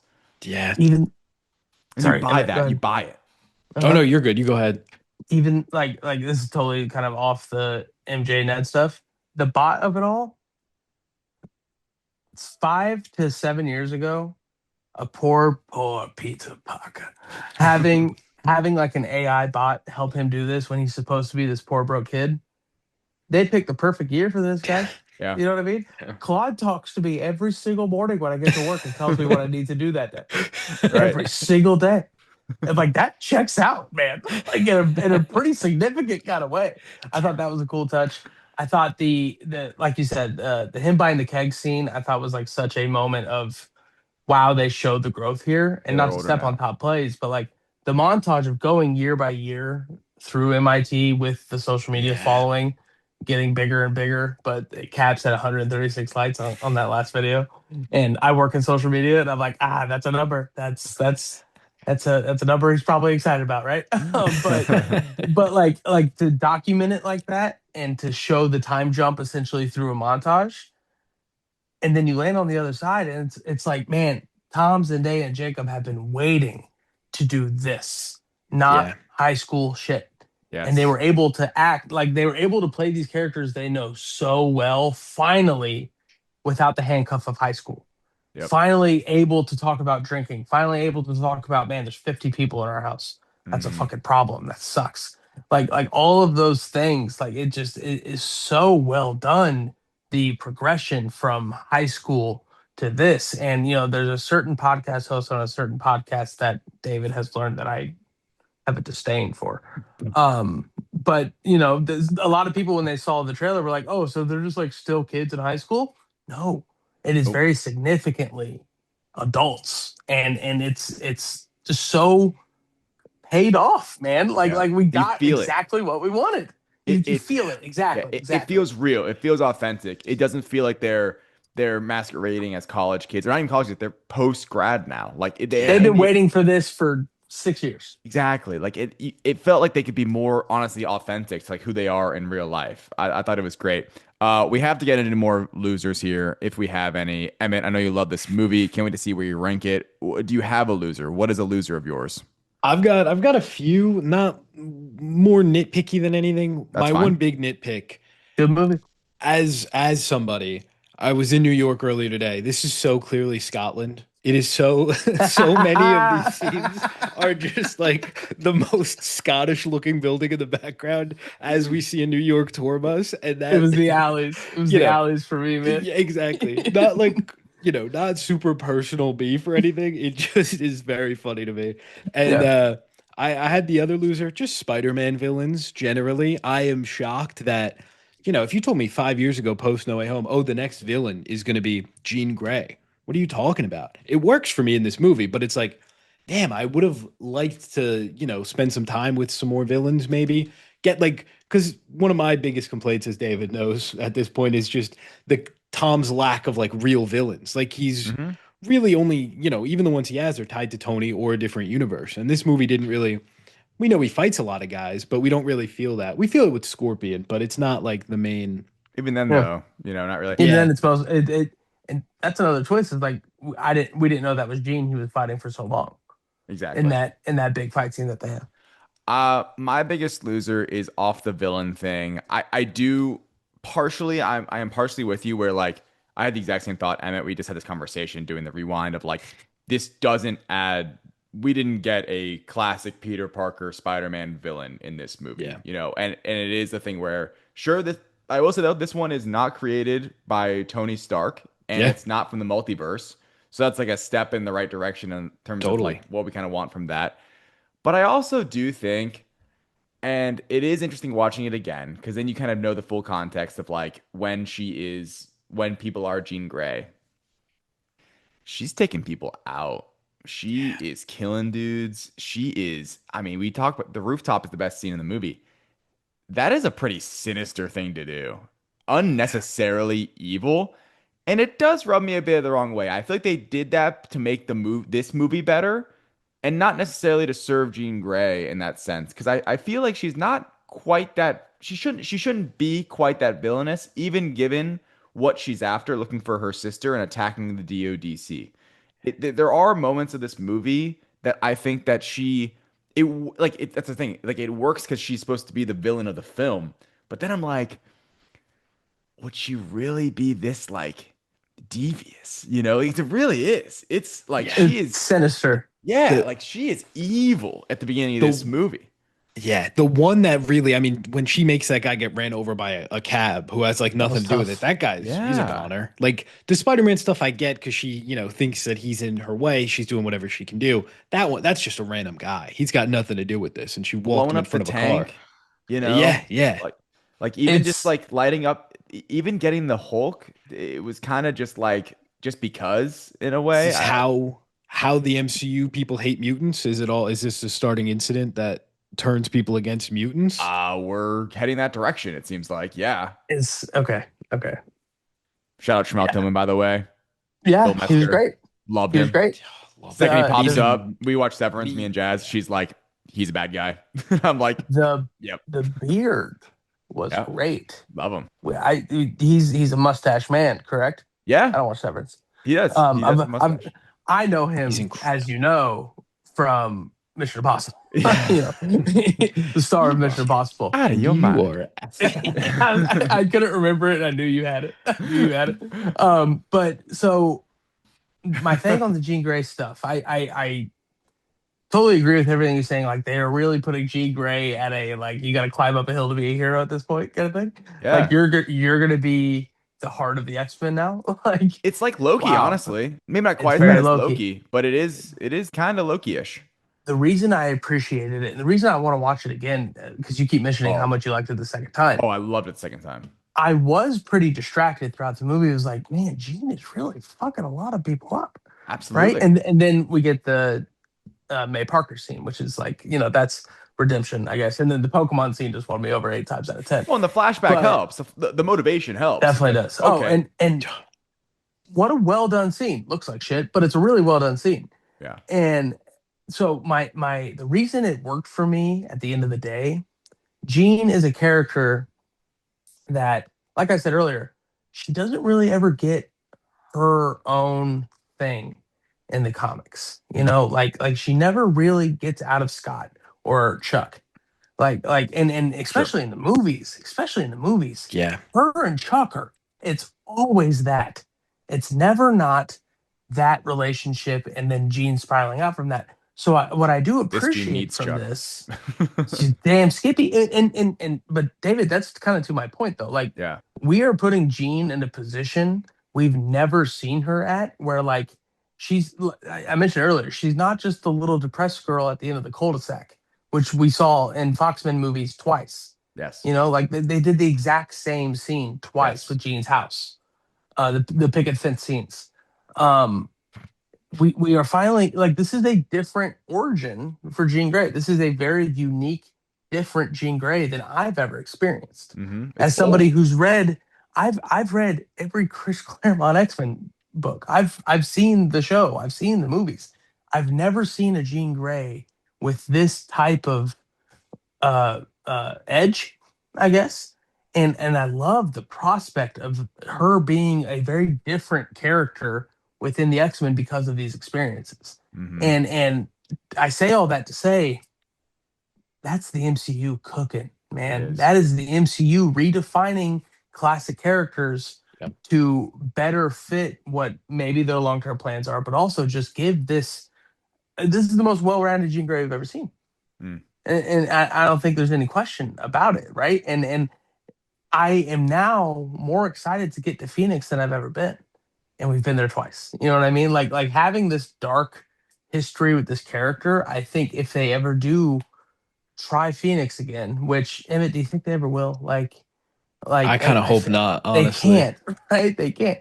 But if they ever were to get there, there's a troubledness that we will have with her from a history standpoint that we just never had before. It always came out of nowhere, and now having I say all that to say this is a very different Jean Grey than I've ever experienced in my history of loving X-Men as much as I do, and I love that I care about Jean Grey's backstory and her struggles and her plight to get to hero status more than I ever have. And Yeah. I love that. I Yeah. I love that they did that with Jean. And I was the biggest skeptic in the world when we got the Sadie Sink news. Like I couldn't have been more against Jean Grey being introduced in this movie. Now that I know they It is MCU weird. the fuck out of it Yeah. and gave her this origin story, I cannot wait to see her again because next time we Yeah. see her, she's going to be so much more of a character. Like she's going to probably be the main character of whatever the X-Men movie is because we Yes, have Yeah. this background with her now. absolutely.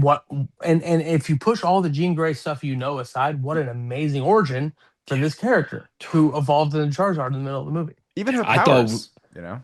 yeah, I thought we were about to see the school when she was on that bus and we pan out. That's what I I was thought like, the post oh credit scene my was going to God, be. are we Can you about to imagine? do this? I mean, I There's no way. gotta they say, can't. how does that make any sense in the MCU context of at least what we know as fans? There's gonna be a Charles Xavier that's just been here the whole time. You know, that's the I one mean, thing with this. They did not address that. X-Men. They didn't address the They X-Men. don't- They didn't address that Jean Grey is just her and Sarah are just from this universe. You know, Yeah. there are mutants around us. Yeah, but They they never did. say mutant. They never say X No. gene. I think It is Secret interesting. Wars, Now, then there's X-Men everywhere. I do think they do two things to set up X-Men in this movie outside of course, introducing Jean Grey. One, the movies past, the Foxman movies, Jean was always the first student, right? Mhm. Chuck and Magneto go to her house as the first troubled mutant that they want to get. There's an actual troubled character now for Charles to Yes. grab onto and then eventually become a terrible person because that's what Charles Xavier does. But that is a lot of value if you want to do the Jean Grey thing. Is like she's actually troubled and we've seen it, right? Also, the inhibitor chip, Oh yeah. Big Boys. talking point. boys. That's the entire X-Men plot, guys. There it is. And Peter Spot- made it. Yeah, Spider-Man Spider-Man made it. created the collar. He created the collar that's going to be the Trask Sentinel thing in the X-Men movies. That's obviously not a guarantee, but The like Metzger Sentinel thing, you know, Thank he's God. away. He's nowhere Yeah. to be found at the He end of left. this movie. they set up the inhibitor collar so well in this movie. And it's going in a perfect MCU, it makes sense. It's the Mysterio drones all over again, where the inhibitor collar is going to tie back to this movie and it's going to feel so satisfying. I do have to put my business cap on for a second. Yeah. Kevin Feige was cooking with this idea. He's like, yeah, we got this new deal. We still kind of get shafted, honestly. We put in a lot of creative effort and don't get any money back. We're going to set up the entire X-Men saga in the movie that's going to make $2 billion. Thanks. There you go. That is why, I mean, that is why they did this. And they did He's it. Like, cooking. it He's is cooking. It is an It works. X-Men backdoor pilot. Like, and they do it in a Spider-Man film. And at the end of the day, the beauty of the movie, and I think why I'm gonna like rank it so highly and see it so highly, is that it's all those things. It's all of this. Spider-Man was propped up and saved by the MCU in 2016. 16. Let's prop up the MCU now through the future of the MCU through Spider-Man in 2026. But at the end of the day, they do that. And I still agree with what Amy Pascal has been saying, that every character is there to further Peter's story. Because Yeah. Jean does do that. You know, it is this symbiotic relationship of character building by the end. Okay. Nice. Any other villains? Or sorry, losers or villains? I'm done with my loser. That's my big one. I think everything else I is don't really have great any. about this movie. Yeah. And you guys mentioned Hey. some of the other stuff. Perfect movie? Really, really good. It's really, Kind of yeah. perfect? One my nitpick, it's not a loser. Nitpick. I love a final swinging scene, you know? I love those. I You're just not wrong really about do. that. Handshake, You're not then wrong he's about that. handshake, then he's swinging around. That's all right. Yeah, no, His- no, that's not a bad thing. His final action sequence is the awesome hand moment of him going up and then shooting down the Oh twist. my God, man. Kind of bummed. I mean, I'm jealous of Matt. Kind of bummed. We did see a lot of this movie in marketing. Classic Sony. Not a ton we Yeah. didn't see, quite frankly. If Fantasy we're shit. talking losers, it's like every action sequence is in the marketing. Like there's a Yes. lot of other stuff that wasn't Sure. revealed, but like every major action scene, there's nothing we didn't know going in. Yeah, I'm trying to think. action I wise, guess mainly it's not really action, but just like Gene in that room getting experimented on. It's not necessarily action, but it is man, that was awesome. really was good. sick. That was intense. It's I mean the Is evolution Sadie Sink gonna happened, play too. Max the rest for life? Oh, you think? I mean, this is Max. I mean, this Kinda. is just Max again. You You see know? why they cast her. Just loses a sibling. I have no problem. Yeah, Yeah, right. great point. Jeez. I have no problem with her playing Maximus for life, but like, she's a relief pitcher. She's going to go out and she's going to throw 99, and it's going to work every single Yeah, time. but she is still hardened. We don't like this is a movie we don't. Her acting besides the Aunt May scene is a bit one note. The performances, I should say. Has the Scott Summers casting ever been more important? The rest of the cast, right? Like we have one now. We officially have one. It's not conjecture anymore. We have one piece, and she is going to be to the point of the business and all this. She's going to be the number one build, I think, unless they get Adam Driver or something else. How do you not? How do you not put Jean at the front of that movie? I mean, And she's that's gonna what I'm lead. saying about Scott. Like, and I think, you look on the internet. I've been saying this for years. Scott needs to be the main character of the X-Men movies. I think he still will be. Yeah. The casting of 100. Scott Summers has never been more important, because you got to Yeah. find somebody who can go toe to toe with Sadie Sink, who not only is incredible, we have so much history of loving her. Like everybody loves her for the last 10 years, Like Yeah. I like cannot wait Scott to Summers see. is a big role after this movie. By the Big, way, big role. Sadie theoretically, reportedly, is going to go from DDC to the Russos in Secret Wars to Jake Schreier in the X-Men movie, and I can't wait to What a see start. the take, the take on the character throughout. Speaking of Jake Schreier, not a loser, just a comment. I think it was one of the Barstool guys, it may have been Kinjack, friend of the podcast, pointed out in a non-spoiler kind of review that there might be a new comic book movie trope, and it's saving people through therapy. And because Thunderbolts, right? Brave New World, that's how that movie ends.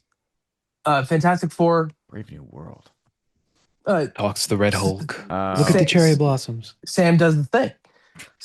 Sam gets he sits you're on the right. table. That's Sits right. on the table when he talks to Harrison Ford. And then Fantastic Four, not so much, but just Vanessa Kirby just sells it like in that way, right? As like an emotional therapy type moment.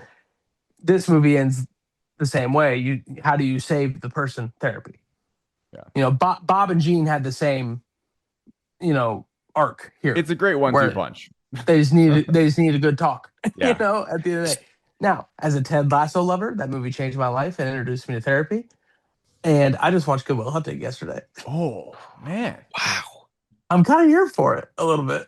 It's better than great. Punch Harder. I'll tell you that for free. I mean, we kind of get it even in Superman. It's not he beats him physically first, but then we do get the speech, and we do The get greatest- and I the hope greatest one Superman day, for the speech of all sake of time. humanity, you will too. And then we're going to go into Man tomorrow. God, I how good is really, that movie? it works. I mean, Jean Grey, Spider-Man's not going to beat Jean Grey in a fight. Like, you're going to either have to nerf the hell out of her or have some other way to do it. I think it Parker works. It can. does look visually similar to the Thunderbolt scene too. Like, they're both in a very similar setup of a Dreamlike, Kind of right there, right? dreamlike sequence. It's really I funny. love it though. I don't think that's a Yeah. flaw to me. Like I No. think because It's a it's trend. not. It is It's a a trend. Yes. A trend. I So kinda like. Jake has to be aware of that. Is all I'm saying. Going into Yeah. X-Men, Jake needs to be aware that not only did he do it and did it fantastically, Destin's now done it. If you're gonna do it again at comedy, elevate. Yeah. Top plays. Na-na-na, na-na-na. Thank you, Matt. Missed you, buddy.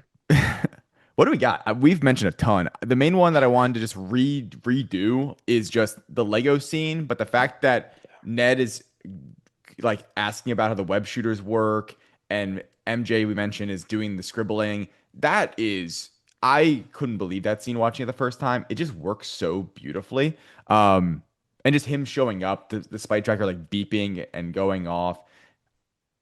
What else do we got? The one. It's the first time I believe. Correct me if I'm wrong. Since 2012 Avengers, we get the Savage Hulk transformation on screen. Walk out. Yeah. Yeah. Yeah. That actually works. Electric moment. 100%. Like, absolute. I didn't know you could get that big. Still plays in theaters. We knew it was coming. The whole fight sequence is amazing. Him jumping out of the building and going around to wrap him up. It's fast. Inspired. It is quick, but it's It is so well done, and it is so comic book. Like, I mean, Yeah. what a dream. That entire sequence. I was texting Emmett about this. I'm sitting there in the theater. We have Jean Grey controlling Frank Castle while Spider-Man fights the Hulk. And the other layer of it being impossible 10 years ago, Jean Grey from Fox, Punisher, Nope. Netflix, Hulk, Universal, Yelena's Hell yeah, Disney, Emmett. like Spider-Man, Sony. It's like, this is an impossible movie. I mean, That's the again, Kevin Durant. That's the Kevin Durant. Toby and exactly. Andrew never had the opportunity. Oh, it's just the best. It's I'm. Oh, it's sorry. no, it's all good. You can I think after Ragnarok and now this, you cannot over promote the Hulk. You can put him in as many commercials and posters as you want. It's always gonna play. Yep. It's never Yeah. friend from work. Shout out to the friends from work, by the way. Like that's like the line of that movie, and it was in the trailer, and we all say it all the time. Imagine if they held the Hulk back from that trailer, how big that moment would have been. It would have been a Mount Rushmore MCU moment potentially, right? Yeah. The idea that we knew that this Hulk Spidey fight was coming, and it still hit as hard as we thought Yeah. it was going to hit. You can't over promote the Hulk. You just can't do it. It always works. Hulk is so beautifully simple in what he is, right? Super smart guy as a human, and then has this uncontrollable rage monster. And that's all you need to know, right? Like, I was reading something that this movie, Monday, obviously the box office numbers are going to come back. Cannot wait, Emmett. Insane. I'm so excited. Might I was hit on the 300 box million. office subreddit all day today. Fun place right now. I mean, this weekend's going to be unreal. This weekend might be one of the highest of all time. It's in line right now to be the second highest weekend generally at the domestic box office ever, just behind Avengers Endgame. Oh, Yeah. oh, yeah. But, you know, Did you see the Odyssey news? What they're extending the 70 million? Mid-September. Yep. I What? gotta get down there. I What? gotta get down there. There's the 70 millimeter is like 2 Yeah, hours the away 70 from me. or where is it? Fort Lauderdale. Oh, nice. I wish it was in Orlando. Why is that one in Orlando? Yeah, really. David, I've been talking for years how how bummed I am to move back to Indiana, 30 minutes away, 7 I bills know. here. It's just it's worth Talking to it's worth somebody it. else. It's I met a guy at incredible. Comic-Con from Indianapolis, and he's like, "Yeah, I went opening night or whatever." I'm like, "Oh, so Incredible. jealous." Another top play. Yeah, The trailers gave. I'm sure you guys have been talking about this since the trailers. The webs, the shooter webs versus the organic webs, and just how visually they made that you happen. can tell the difference. Again, classic MCU stuff, man. The visual language of these characters and the organic webs and just how they move differently. And by the end, stop, when whatever he he's says. and he's whispering Web it too. stop. And more Spider-Verse stuff. Flip and release. Flip Yes. and release. But like by the end of the movie, when you get the hand moment when he does this thing, the way those webs spread and are more chaotic than the streamlined synthetics. He lets it rip, man. It's so again satisfying, and the payoffs for those little things in this movie just compound over and over and over, and you just leave feeling so good about what you just watched. Absolutely. And that was Absolutely. gonna be one of mine. Just the differences between the webs. You can like tell when it's one versus the other. Him finally taking off the I'm both moment. We mentioned the I'm both moment, which is fantastic. But that is also him taking off the inhibitor chip, embracing both, getting that moment of throwing the person of the hand, and then the pole that's gonna about to kill them, stopping it, cut back to the eyes.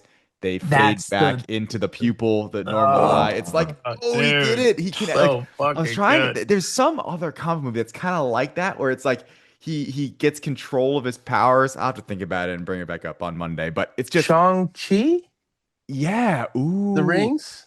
DDC. DDC. Ba-ba-ba-ba-ba-bum. Oh, Do we talk about? Is this where we talk about Chiquino? yeah, let's do it. Did you guys see the thing? I think he had an interview, which Michael Giacchino doing 0 interviews for this movie is wild. Yeah. Wild. This guy's on the mountaintop right now. Mark Ruffalo. It's weird. That's a different thing. He's doing other stuff He's right a now. busy guy. He's a busy guy. Did you see the thing with Giacchino? Like throughout the entire movie, Peter's theme is the traditional Spider-Man theme, but a couple notes are missing Missing. because Ned, MJ, May, Happy, not there anymore. And God, then when he saves when that moment you were talking about, when he saves the hand person after he was gonna kill him, that's when we get the full Spider-Man theme for the first time in the movie. It's The guy, incredible stuff. he's an emotional composer. Yes. You know what I mean? Like he's a storytelling composer. Though, John and Ludwig are on a different stratosphere, right? But the storytelling through the music with Giacchino is so well done. I think when we did the Batman, that was my biggest winner was the score oh because yeah. it was such a storytelling type score, and Mhm. and I got a lot of that here too. One on the top play I had, I just have to rattle off a few here, was Yeah, yeah. when he gets back from the party, and it's not just immediately he walks. It's different shot from the trailer, which I love. Please lie to Mm-hmm. me. Keep lying to me, please. Yeah. He doesn't walk in the door and just immediately fall over. He's back at home, and I mean, this is one of the best shots in a Spider-Man movie in terms of just pure, normal, standard cinematography and filming. Him looking down at the letter, and he's dripping with rain, Yeah. and he's just reading it, and he's just I was crying. gonna tear it up. Me too. I was so scared he's gonna tear it up or just throw it away. Um, and then he looks up, and all of a sudden, in the reflection of the monitor, he's getting the migraines, right? And all of a sudden, his eyes like black, but you see it for the first time in the reflection of the monitor, and then he goes over, and then he falls down. Such great stuff. Like that Just, that moment was shot just like so well and felt so oddly real. Spider-Man's never felt more real. I mm-hmm, would Yeah. say if that mm-hmm. if that Spider-Man in his mask showed up tomorrow and was going around, I'd be like, yeah, There he is. he seems real. There's nothing fake about it. Any other top plays? This is so My, TASM 2, the better movie. It's crazy. It is. It it really is. really is. It really, really is. What were you gonna My say? my biggest top play, honestly, maybe one of my favorite bits from any Spider-Man movie. The thing I love the most in these movies is the New Yorkers rising up against Green Goblin, them on the train passing Spider-Man back.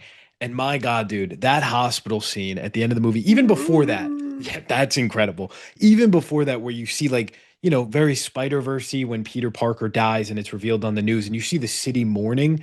God, the having Peter at his lowest point and then everyone coming out in support for him, the notes on his bedside, everyone standing outside, him walking out the door, and then that kid whips at him. Come on, man. That's the And scene of the he movie. gets to see it. He gets And to be he's there there. and He's right in the middle experience of it. it. And then it cuts to Frank, John Bernthal screaming, "Oh!" wearing the mask. That's incredible. Yeah. Just that's I keep saying it. The payoff to get Yeah. Peter to walk into the crowd like that was just All-time Spidey moment. what an all All time timer. Spidey moment, all All timer, timer. man.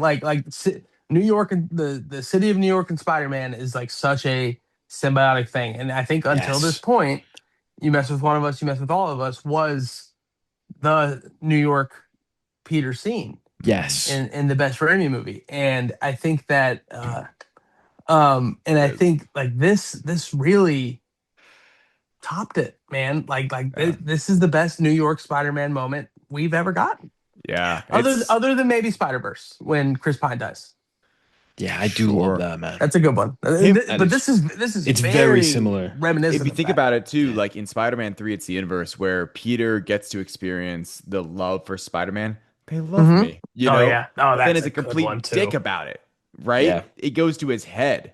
In this one, it's the inverse. He's been so He beaten and so down, and then he gets to be like, oh, I am doing the right thing. They do love me. And knowing the MCU's history of the Mysterio, Coming off of No Way exposure, Home. yeah, like, and yeah. then all the hate he was getting to now know that them not knowing who I am and not knowing my history and like what I've been doing the last 4 years, like the city loves Spider-Man. And that like New Incredible. York City being just a huge part. I know, as Emmett said, like visually, it doesn't always work, but the character of New York City being in this movie for the first time in a really real way in the MCU, Yes.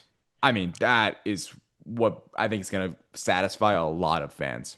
This is a little off topic. It's crazy watching this, how it really put into perspective how much of a COVID movie No Way Home is. Because I'm like, Yeah. there's like six guys Sure. in that movie. Sure. There really is. Outside of those first 15 minutes, there's no one else. You're It is forgetting just our about main characters. J. Jonah Jameson and his crew driving Yeah. around their van. Yeah, that's true. That's true. So it begins. Yeah. It No, is but funny that's a really watching good No Way point. I Home mean, into this. Yeah. I do think that is a slept on thing about No Way Home is the COVIDness of it all. Yeah. Like that's a good point, and I think I subconsciously realized it last time I watched. That's a COVID ass movie. Yeah. Like the same way Brave New World's a COVID ass movie, but it just didn't have the punch to get past that. Yeah. And I think we all forgive Brave New World for those elements of the movie being very COVID-y, right? It's still kind of a shit movie, but the COVID stuff isn't what we hate about Brave New World. Yeah. And the No Way Home stuff, like we set the COVID things aside because the story and the characters are so good.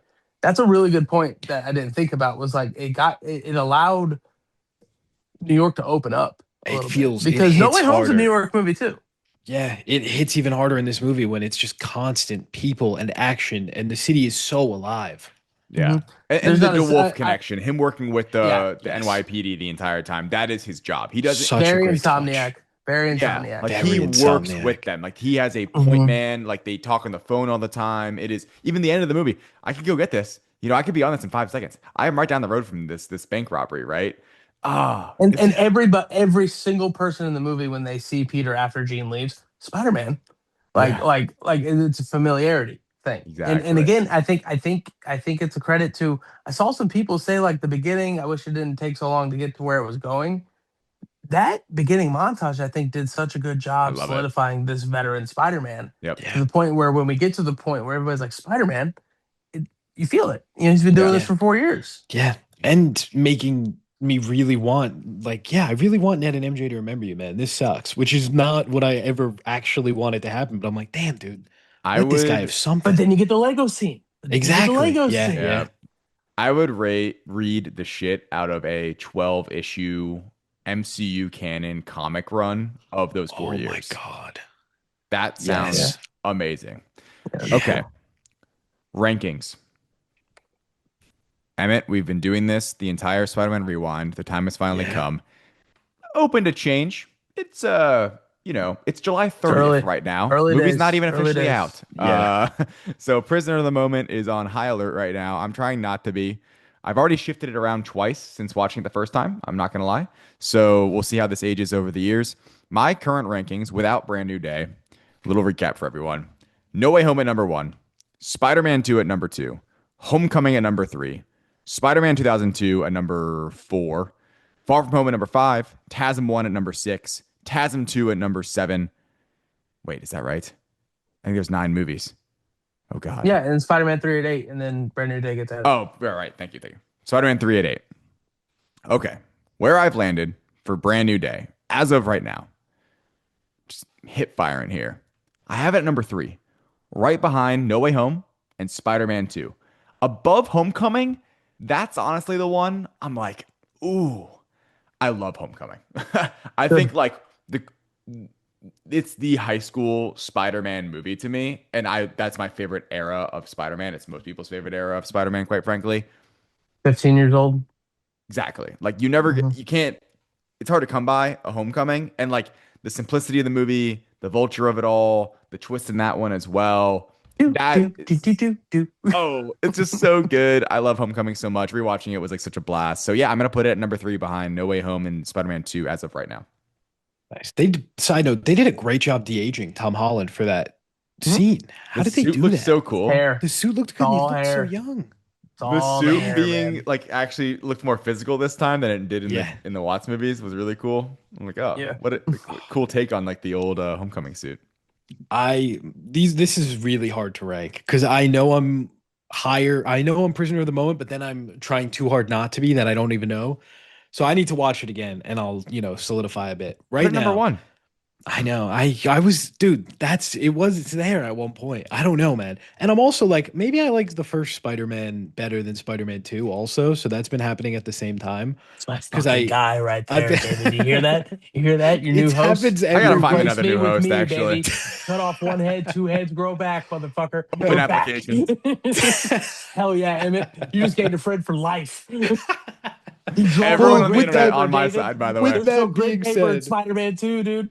with that being said, I still do have two at number one, but it's been going Ah. back and At number forth. It's one. been going back and forth. I need to. Oh, okay. Before Brand New Day, my rankings: Spider-Man 2, Spider-Man, No Way Home, The Amazing Spider-Man, Homecoming, TASM 2, Spider-Man 3, and then Far From Home. Awesome rankings. Far from home hater. And That is a I hater, bro. know, I know. And now, Well, that was in easy. God, you know what? I might move it again. Actually, I'm gonna move it Oh again. Hold shit. on. Far from home? I'm going. It's going up? I'm kidding. No, I think I'm dropping it down because I don't know if I'm ready. I'm going. Okay, Put Brand New Spider-Man Day down 2, just now. Spider-Man, and then Spider-Man Brand New Day. Then Yeah. No Way Home, TASM, Homecoming, TASM 2, 3, Far From Home. I think it could move up on another watch. Those I first two Raimi movies, man, are just like, it's really, those are just magic. what's How old crazy are you, is Emmett? 24. I had to think about that for a Oh second. shit. yeah, Okay. Yeah. All right. young lad. I after watching it the first time, I was trying to be prisoner of the moment. I almost put Brand New Day all the way down at like 5 on my ranking, just Because above of Far Homecoming From and No Way Home. Home. eh, Homecoming, No Way Home, and the two first Raimi movies. Sure. I think personally, I am gonna go out there and say that my tier of No Way Home, Spider-Man 2, Brand New Day, Homecoming, and the first Spider-Man from Raimi, mix them however you want. It's a heavy tier. I Wow. think that I think you could say any of those. Some might argue, I guess, with No Way Home and Homecoming. I don't know people's takes on that. For me, No Way Home is such a miracle of a movie. Like, I still can't get out of my head that that movie even exists. Like, it shouldn't exist. Genuinely, it feels like we are like so lucky just for that movie to exist. I think any of these work, and Brand New Day only. I think this one only might go up because the more I was thinking about it, it's Yeah. like, wait, I think it is a better Spider movie than the first one, Raimi's. I think it is a better Spider movie than Homecoming at the end of the day. But then Spider-Man 2 and No Way Home, I just have I don't know, I have a hard time putting it over it immediately. There's a magic in both those movies. Yeah. Where's Into the Spider-Verse on your list? Out of If we're throwing in curiosity. the animation, Yeah, just you don't have to like do both or make it. I'm just curious where roughly it would be. I don't love mixing animation and live action historically. Oh yeah, Um, don't you? Wow, that's crazy. so like the answer might upset you. Oh no. Oh no. Direct podcast lore. For I like Reckless lore, really. I'm looking at the list. I'm like, if we're like Into would probably be number one, and then Across would probably be number two. Yep, that's Which mine. respect. One I and mean, two. yeah, that wouldn't be mine. They're But perfect movies. yeah, they are. They are. I mean, Into the Spider-Verse thing is better than Across the Spider-Verse. I agree. Yeah, magic again. I would probably, gun to my head, I would put Into the Spider-Verse at 4 on my list, below No Way Home, Spider-Man 2, and Brand New Day. And then I would put Huh. Across the Spider-Verse below Homecoming and Spider-Man. 6. Yeah, Wow. personally. 6. And I love Yeah. those movies. Interesting. Yeah. I love Yeah, it. I mean, it's a medium thing. Always has been, always will be. It's a medium thing. Hater of animation. Here I am. It is what it is. Matt, you have a ranking for us or no? Oh, I sure do, buddy. If I may. Yeah. I did movies or sports. Can I now paint a word picture? I'm gonna Yes. try to run all the bits back because I feel like I'm not gonna be on here for a few months.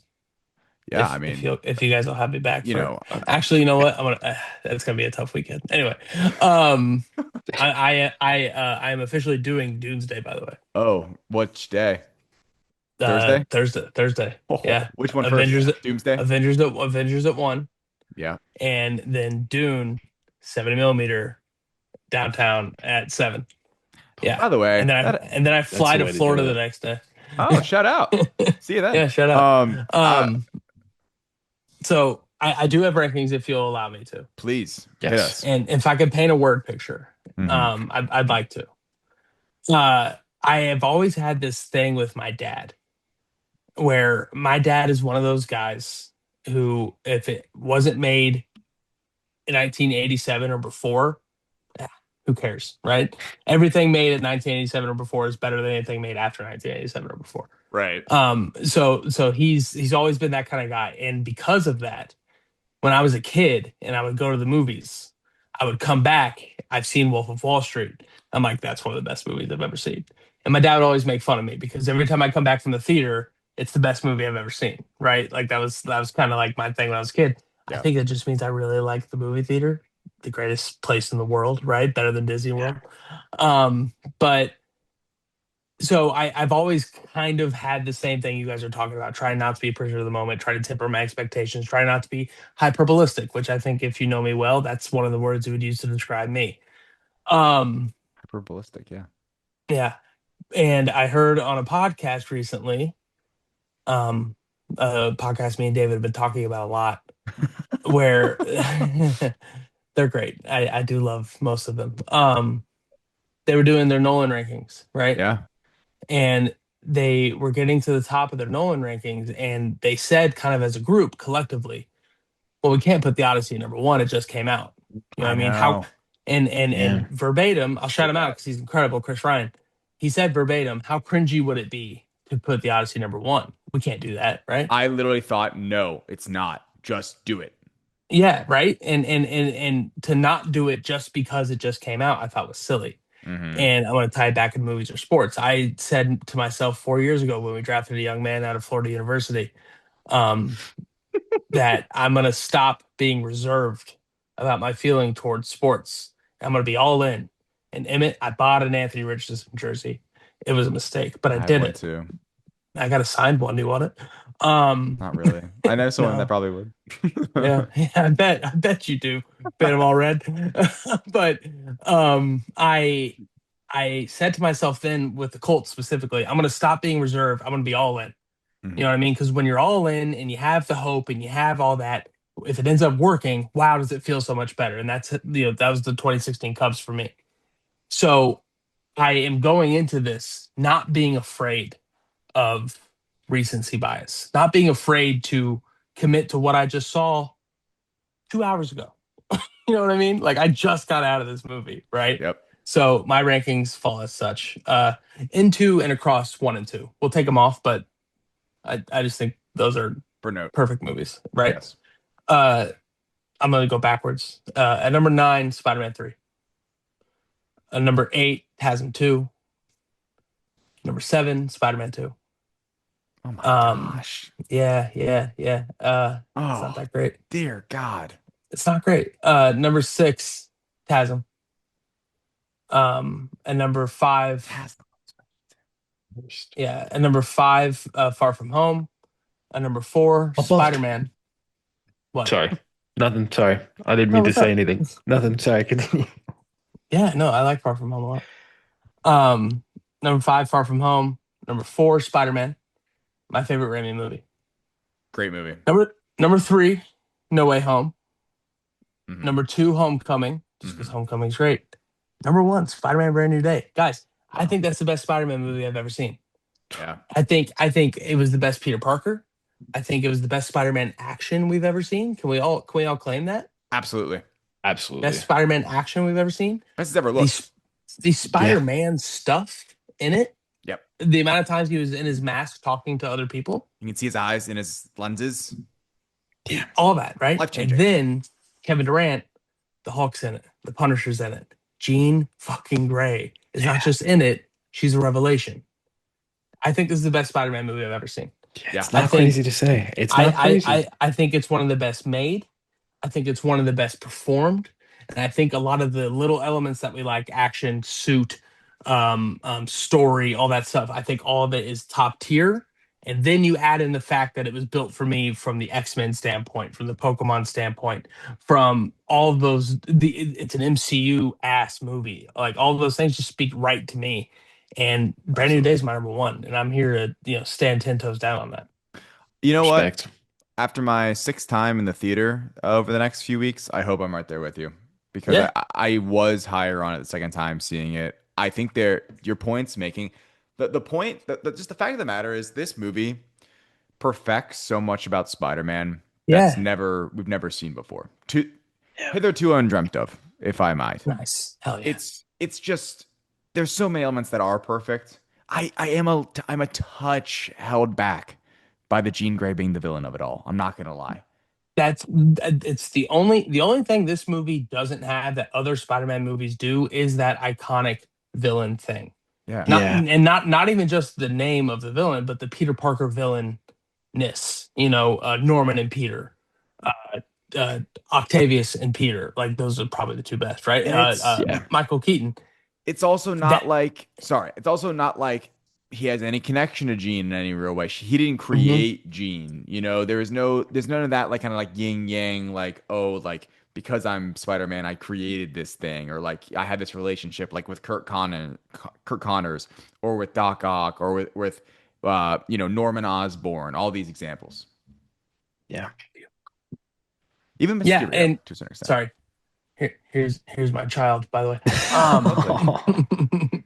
Out like a light. But I agree. Like that's probably the thing this movie doesn't have that the other movies do.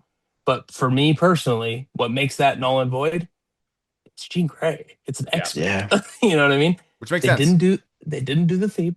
I'm glad they didn't. I'm glad they held back. I'm glad they On the resisted, man. name, the name though, it would have been perfect. It would have been just right there. But I'm good. I have a hard time coming. I am trying to come up with reasons why this isn't number one, Right. and that's against kind of my mentality I'm trying to take here. You know The what I mean? fact It's that not cringy. It's just good. the fact Yeah. that you're saying that is like so amazing because they lean into the Ned and MJ thing a lot in this movie. I mean, that is It what was- the movie is about, partially. Is like And him nobody was more rediscovering against his it than friends. me. No one was more against it than you. Like I thought for sure after watching the first time, like, oh, Matt's gonna hate this. Mhm. What a relief. And it I think it speaks to Destin Daniel Cretton, obviously, the whole Absolutely. creative team, Holland being more involved. Like, Script. it sounds so concerning, quite frankly, when Holland's like, yeah, I was watching a bunch of podcasts. I was listening to all these like videos on YouTube, like see how to make the movie better. Everything, every way that could have gone right, it went right. It worked. It worked. It worked. I mean, they really did all the stuff that we wanted from a Spider-Man movie, and they have, quite frankly, such a blueprint for the future. Like Yeah. they could just keep making movies very similar to this. I hate to keep. Go ahead. So I'm very excited for like Spider-Man future, but MCU future for the first time in like, I mean, I'm always excited for what's coming up, but it really feels reinvigorated post Brand New Day, especially because it was Thunderbolts, Fantastic Four into this. It's like What a what run. a run. And that Hall H Doomsday footage, Yes. Oh, yeah. it all. I mean, Black Panther everything's 3, looking up. Ghost Rider. Like we're in a good time, man. We are. We are. I mean, they're making less. Like, and this is high quality stuff. Like, and if Yeah. Doomsday hits, man, like, If Doomsday and hits. this, you know what? I have not been saying this. I'm already thinking this probably helps Doomsday a little bit. It doesn't set up Doomsday in any real way, but people are gonna be like, Oh, oh, the A little bit. MCU. people cheered when the Doomsday trailer came on before the movie. Like people went Really? crazy. Like I think it's really gonna help it. I didn't get a Doomsday trailer. Me neither.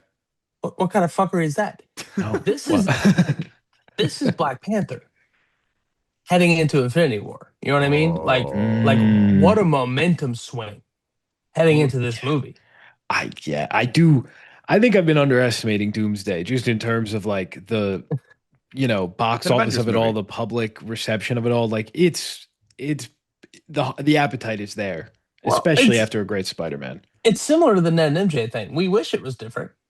You know what I Yeah. mean? I wish this isn't what we had to do with Doomsday, but it is. And I trust Destin Daniel Creighton now. Who do we trust more than the Russos? Yeah. Yeah. Exactly. No one. Jimmy Gunn, maybe. Oh man, tomorrow. Can't wait. 2027. We have a Spider movie next year. Beyond the Spider-Verse. Oh, I'm Hey, so can you believe? excited, Can you man. believe I took 6 months off and we're still no closer to Batman than we ever were? Sigh, dude. I took a break. You're not waiting on Batman, it's waiting on you. Okay. Dottie's gonna be in kindergarten. I'm gonna take her to see it. Yeah, literally, genuinely. How old will she be when that movie comes out? Four. She'll be Four. talking. Jeez, kill me. Anyway, Nah, two probably. Yeah.